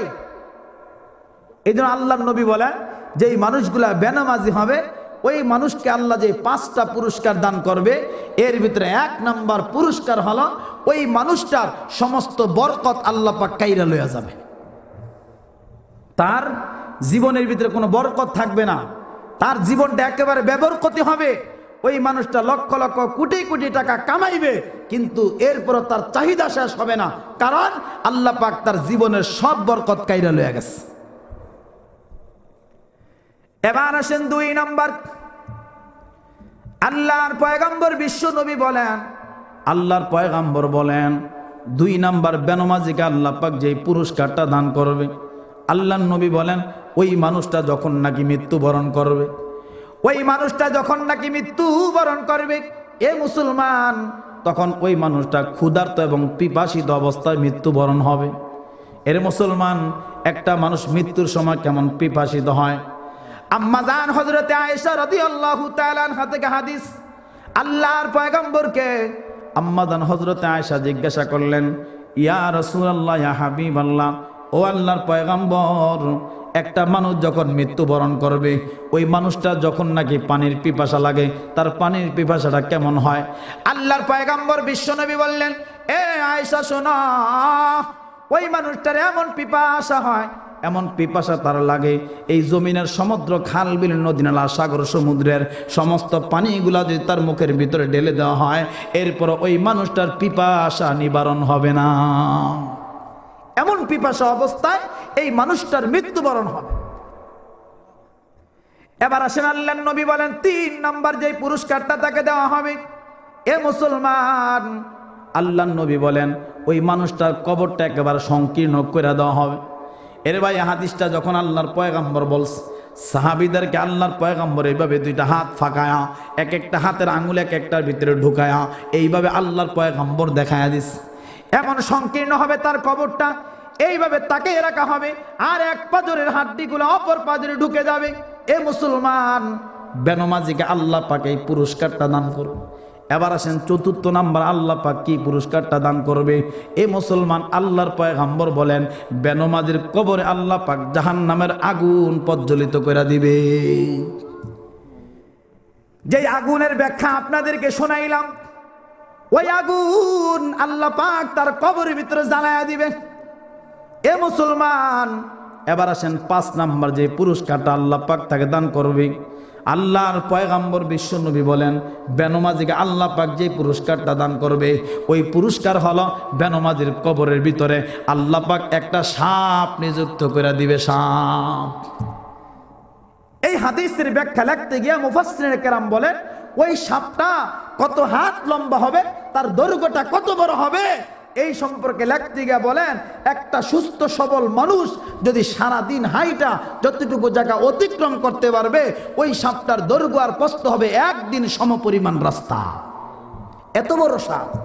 এ মুসলমান, ওই সাপের নখগুলা থাকবে লোহার, ওই সাপের চোখগুলা থাকবে আগুনের, ওই সাপের আওয়াজটা থাকবে এরকম বজ্রের আওয়াজের মতো। আমাদের দেশে যখন বৃষ্টি হয়, তুফান হয়, তখন আমাদের চাঁদপুরে বলে ঠাডা মারে, এরকম বজ্রের যে ঠাডা মারে এই বজ্রের আওয়াজের মতো তার আওয়াজটা হবে। একবার যদি এই সাপটা দুনিয়ার এই আকাশের ইয়ার থেকে, জাহান্নাম থেকে একটা শ্বাস যদি এই দুনিয়ার জমিনে পড়তো, এই পৃথিবীতে আর কোনোদিন শস্য শ্যামল আর কোনো সবুজ ঘাস দুনিয়াতে উৎপন্ন হইতো না। এমন সাপ আল্লাহ তার কবরে নিযুক্ত করবে। আর এই সাতটা বান্দাকে বলবে, যেমন এইভাবে তুমি ফজরের নামাজ নষ্ট করলাম, এই জন্য আল্লাহ পাক আমাকে এরকম হুকুম করে দিয়েছে ফজর থেকে জোহর পর্যন্ত তোমাকে দংশন করব। এ মুসলমান, যেই মানুষটা জোহরের নামাজ নষ্ট করে ফেলাইছে, আবার জোহর থেকে আসর পর্যন্ত তাকে দংশন করা হবে। যেই মানুষটা আসরের নামাজ নষ্ট করলো, আবার আসর থেকে মাগরিব পর্যন্ত কামড়াবে। আবার মাগরিব নষ্ট করলো, মাগরিব থেকে এশা পর্যন্ত ধ্বংসন করবে। এশার নামাজটা নষ্ট করে ফেলাইছে, ওই এশার নামাজ থেকে আবার ওই মানুষটাকে ফজর পর্যন্ত দংশন করবে। আল্লাহর পয়গাম্বর বলেন, একবার যদি কোনো মানুষকে সাপটা যদি দংশন করে 40 বছর পর্যন্ত ওই মানুষটা ব্যথা অনুভব করবে। আল্লাহ পাক বেনমাজির জন্য এরকম শাস্তির ব্যবস্থা আল্লাহ পাক কবরে রেখে দিছে। এ মুসলমান, এখন বলেন আপনারা নামাজি হবেন না বেনমাজি হবেন? জোরে বলেন। এ যুবক, তোর পায়ে ধরি ভাই, একবার না 10 বার তোমার পায়ে ধরতে আমি রাজি, কিন্তু ভাই 5 ওয়াক্ত নামাজ লইয়া কবরে যাও, হালাল খায়া কবরে যাও। এরকম ভাবে এই দুনিয়ার জমিনটা মনসাই না কইরা রবসাই জিন্দিগি কইরা কবরে যাও, আল্লাহ পাক কবরে তোমাকে শান্তি দান করবে। এবার আসেন 8 নম্বর সর্বশেষ কারণ। 8 নম্বর, আল্লাহর নবী বলেন পিতা মাতার অবাধ্য সন্তানের কবরের ভিতরে আল্লাহ পাক আযাব দান করবে। আচ্ছা বলেন, পিতা মাতার অবাধ্য সন্তান আমাদের দেশে কম না বেশি? জোরে কোন, কম না বেশি? আহা ভাই, এই পয়েন্টের উপরে আলোচনা করলো কয়েক ঘন্টার দরকার। এ যুবক, তোমার পায়ে ধরি পিতা মাতার মনে কষ্ট দিও না। আল্লামা আশরাফ আলী থানভী রহমতুল্লাহ আলাইহি ওনারা কিতাবে লিখছে, পিতা মাতা হচ্ছে প্রতিটা সন্তানের জন্য 2টা ছাতার মতো। যেই মানুষটার বাবা চলে গেছে, তার মাথার উপর থেকে একটা ছাতা চিরতরে বন্ধ হয়ে গেছে। যার মা চলে গেছে, আরেকটা ছাতা তার মাথা থেকে চিরতরে বন্ধ হয়ে গেছে। এ যুবক, এখন তোমার বুঝে আসবে না মা বাবা তোমার কাছে কত বড় সম্পদ, কত বড় দৌলত, কত বড় রহমত। ওই মানুষটার কাছে যাও যেই মানুষটার মা বাবা পৃথিবীতে নাই। ওই মানুষটার বুকটা ফাইরা যদি তার কলিজাটা বাহির করা দেখানো যাইতো, তখন তুমি বুঝতা পিতা মাতার জন্য তার দিলের ভিতরে কেমন কষ্ট লুকায়িত আছে। তখন বুঝতা কেমন কষ্ট পিতা মাতার জন্য তার দিলের ভিতরে আছে। এই জন্য ভাই, পিতা মাতার মনে কষ্ট দিয়েন না। পিতা মাতা বড় দৌলত, পিতা মাতা বড় সম্পদ। আরে ভাই দেখেন না, আপনি আপনাদের এই এলাকা থেকে ঢাকায় চলে গেছেন। আরে ভাই, ঢাকায় গেছেন ব্যবসার কাজে, রাতের বেলা বাড়িতে আসছেন, আইসা দেখবেন আপনার বিবি ঘুমায়, আপনার সন্তান ঘুমায়, আপনার ভাই ঘুমায়, সবাই ঘুমায়, কিন্তু আপনার মাটা এখনো পর্যন্ত প্লেটের ভিতরে খাবারটা নিয়ে আপনার জন্য অপেক্ষা করতেছে। তার নাম হচ্ছে মা। এই জন্য আল্লাহর নবী বলেন, ওই 8 শ্রেণীর 1 শ্রেণীর মানুষ হবে সে, যেই মানুষটা তার মা বাবাকে কষ্ট দিবে, মা বাবাকে অশান্তি দিবে, ওই মানুষটার কবরে আল্লাহ পাক আযাব দান করবে। এই জন্য মুসলমান, যে 8টা কারণ বললাম, এই 8টা কারণ থেকে কি সবক পাইলাম? এই 8টা কারণের খোলাসাতুল কালাম হচ্ছে এটাই, যে এই 8টা গুনার একটাও আমার দিলের ভিতরে যেন না ঢুকে। এই 8টা গুনার একটাও যেন আমার দিলের ভিতরে ফিট যেন না হয়। প্রতিটা গুনাহ আমি খুঁজা আমার দিল থেকে সরায়া দিব, প্রতিটা গুনাহ আমার এরকম দেহ থেকে সরায়া দিব। তাহলে আল্লাহ পাক যেই জাহান্নাম থেকে বাঁচায়া যেই জান্নাতের মালিক হওয়ার গ্যারান্টি আর ঘোষণা দিয়েছেন, আপনি আমি ওই জান্নাতের মালিক হতে পারবো। এ ভাই, আমরা এখানে যারা আছি, কে কে আল্লাহর জাহান্নাম থেকে বাইসা আল্লাহর জান্নাতের মালিক হতে চাই? হাত তুলে আল্লাহর দেখান। নারে তাকবীর, নারে তাকবীর। আল্লাহ আমাদের সবাইকে আল্লাহ জাহান্নামের খাতা থেকে নাম কাইটা আল্লাহ আমাদের সবাইকে আপনার জান্নাতের ওয়ারিস, আপনার জান্নাতের মালিক হওয়ার তৌফিক দান করেন, বলেন আমিন। হাত নামান। আল্লাহ পাক যাহা কিছু বলছি শুনছি, আমাদের সকলকে আল্লাহ পাক এই কথাগুলোর উপর আমল করার তৌফিক দান করুন। ওমা আলাইনা ইল্লাল বালাগ। আসসালামু আলাইকুম ওয়া রাহমাতুল্লাহ। এখন সভাপতির সমাপনী ভাষণ, এরপর দোয়া হবে ইনশাআল্লাহ। হয়ে গেছে দিন তো আমরা সংক্ষিপ্ত যদি দোয়া বিশেষ করে আমরা সদস্য একজন মারা গেছেন বিদেশের মাটির নাম আবুল কালাম মহান তা হইবা আর আমরা প্রবাসী শাহাদা দোয়া করবা তার সাহায্য করছেন তারা জিন্দগি শান্তি জিন্দগি বানায় দিতে থাকবে। আচ্ছা ইনশাআল্লাহ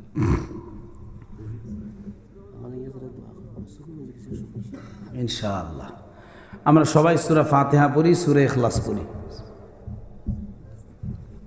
বিসমিল্লাহির রহমানির রহিম আলহামদুলিল্লাহি রাব্বিল আলামিন ইয়্যাকা না'বুদু ওয়া ইয়্যাকা নাস্তাঈন ইহদিনাস সিরাতাল মুস্তাকিম সিরাতাল লাযিনা বিসমিল্লাহির রহমানির রহিম কুল হুয়াল্লাহু আহাদ আল্লাহুস সামাদ লাম ইয়ালিদ ওয়া লাম বিসমিল্লাহির রহমানির রহিম কুল হুয়াল্লাহু আহাদ আল্লাহুস সামাদ লাম ইয়ালিদ ওয়া লাম ইউলাদ ওয়া লাম ইয়াকুল লাহু কুফুওয়ান আহাদ। قل هو الله أحد الله الصمد لم يلد ولم يولد ولم درود شريف পড়ুন اللهم صل على محمد وعلى آل محمد كما صليت على إبراهيم وعلى آل إبراهيم إنك حميد اللهم بارك على محمد وعلى آل محمد أستغفر الله ربي من كل ذنب وأتوب إليه লা হাওলা ওয়ালা কুওয়াতা ইল্লা বিল্লাহিল আলিয়্যিল আযীম। আমরা সবাই দোয়া করি যাদের অক্লান্ত পরিশ্রমে আজকের এই কোরআনের মাহফিল হয়েছে, হেলফুল ফজল যে যুব সংঘ আছে ওনাদের সভাপতি, সেক্রেটারি, সহসভাপতি, কোষাধ্যক্ষ সহ এই সংগঠনের সাথে যারা জড়িত আছে প্রত্যেকের জন্য দোয়া করেন। আল্লাহ পাক যেন যতদিন হায়াত আল্লাহ পাক তাকসিমে রাখছে মৃত্যু পর্যন্ত যেন এই সংগঠনের সাথে জড়িত থাইকা এইভাবে যেন তাফসীরুল কোরআন মাহফিল করতে পারে, এই জন্য দোয়া করেন। এই সংগঠনের এক সদস্য ভাই উনি বিদেশের মাটিতে মারা গেছে, ওনার জন্য দোয়া করেন আল্লাহ পাক যেন তার ওই বান্দাকে যেন মাফ করে দেয়।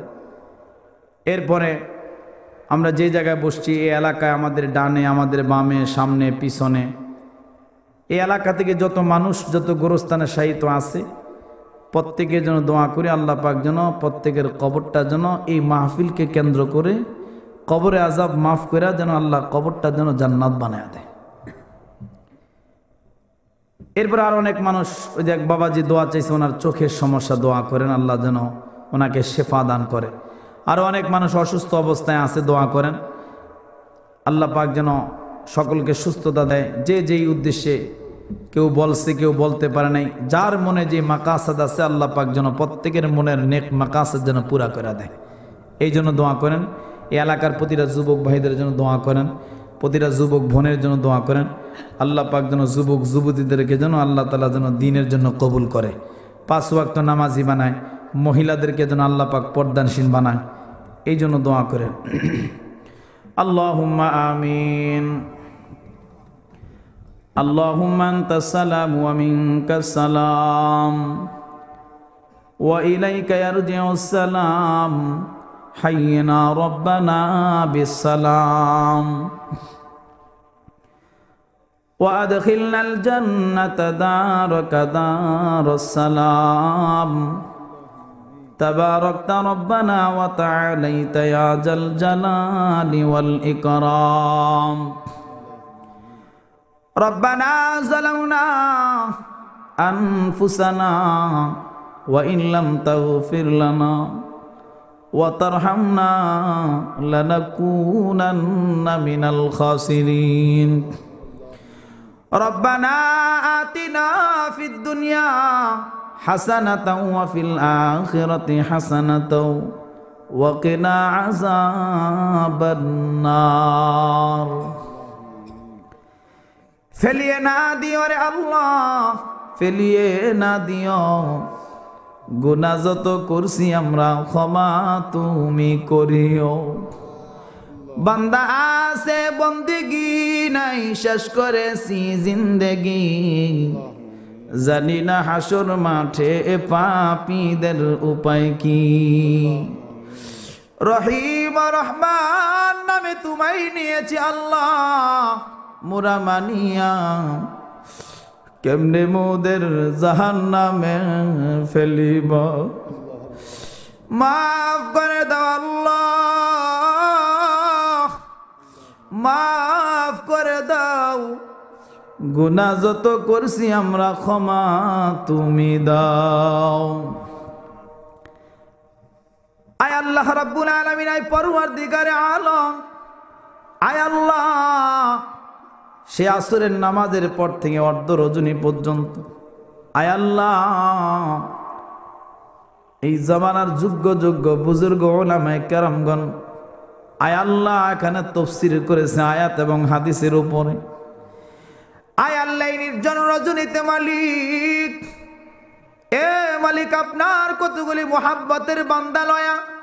আয় আল্লাহ আমি বড় পাপী, আমি বড় গুনাহগার। আল্লাহ গুনার গাঁঠুনি মাথায় লয়া আল্লাহ আপনার দরবারে দুইখানা হাত ভিক্ষুকের মতো কাঙ্গালের মতো বাড়াইয়া দিলাম। আয় আল্লাহ খাস করে আমাদের প্রত্যেকের মুনাজাত আপনি কবুল করে নেন। আয় আল্লাহ এই দোয়ার হাদিয়া লক্ষ লক্ষ কোটি কোটি গুণ বাড়াইয়া এ মালিক আয় আল্লাহ মক্কাওয়ালা নবী, মদিনাওয়ালা নবী, কুল কায়নাতের নবী, বিশ্ব পয়গাম্বরের রওজা সোনার মদিনায় পৌঁছায়া দেন। আয় আল্লাহ নবীদিকে উসিলা বানাইয়া তামাম পৃথিবীর জমিনের নিচে আয় আল্লাহ যত মুসলমান নর নারী শাহিদ প্রত্যেকের কবরে দোয়ার হাদিয়া পৌঁছায়া দেন। আয় আল্লাহ বিশেষ করে আমরা যারা হাত তুলেছি আয় আল্লাহ আমি জানি না কার জানি মা দুনিয়ার জমিনে বেঁচে নাই। আয় আল্লাহ কার জানি বাবা দুনিয়ার জমিনে বেঁচে নাই। আয় আল্লাহ এখানে এমন সন্তান হাত বাড়াইছে রে মালিক। আয় আল্লাহ যেই সন্তানটা নাকি ও মালিক নিজের কাঁধে কইরা নিজের মায়ের লাশটা গোরস্থানে লয়া গেছে। আয় আল্লাহ যেই সন্তান নাকি নিজের বাবার লাশ কাঁধে কইরা গোরস্থানে লয়া গেল। আয় আল্লাহ যেই সন্তান নাকি নিজের মা বাবার লাশটা তার নিজের হাত দিয়া কবরের ভিতরে নামায়া দিল। আয় আল্লাহ যেই সন্তান নাকি মা বাবার কবরের ভিতরে নিজের হাত দিয়া মাটি দিল। আল্লাহ এমন সন্তান হাত বাড়াইছে আল্লাহ সন্তানের হাত উসিলা করে মা বাবার কবর আপনি জান্নাত বানান। আল্লাহ সন্তানের হাত উসিলা করে মায়ের কবর বাবার কবরটা আপনি জান্নাতের টুকরা বানায়া দেন। আয় আল্লাহ বিশেষ করে মাওলা এই মহল্লা থেকে এই গ্রাম থেকে আল্লাহ আমাদের ডানে বামে সামনে পিছনে বাঁশবাগানে কলা বাগানে রাস্তার ধারে পুষ্কনির পারে আয় আল্লাহ বন জঙ্গলে আল্লাহ আমাদের কত আপন মানুষগুলার আমরা দাফন করলাম।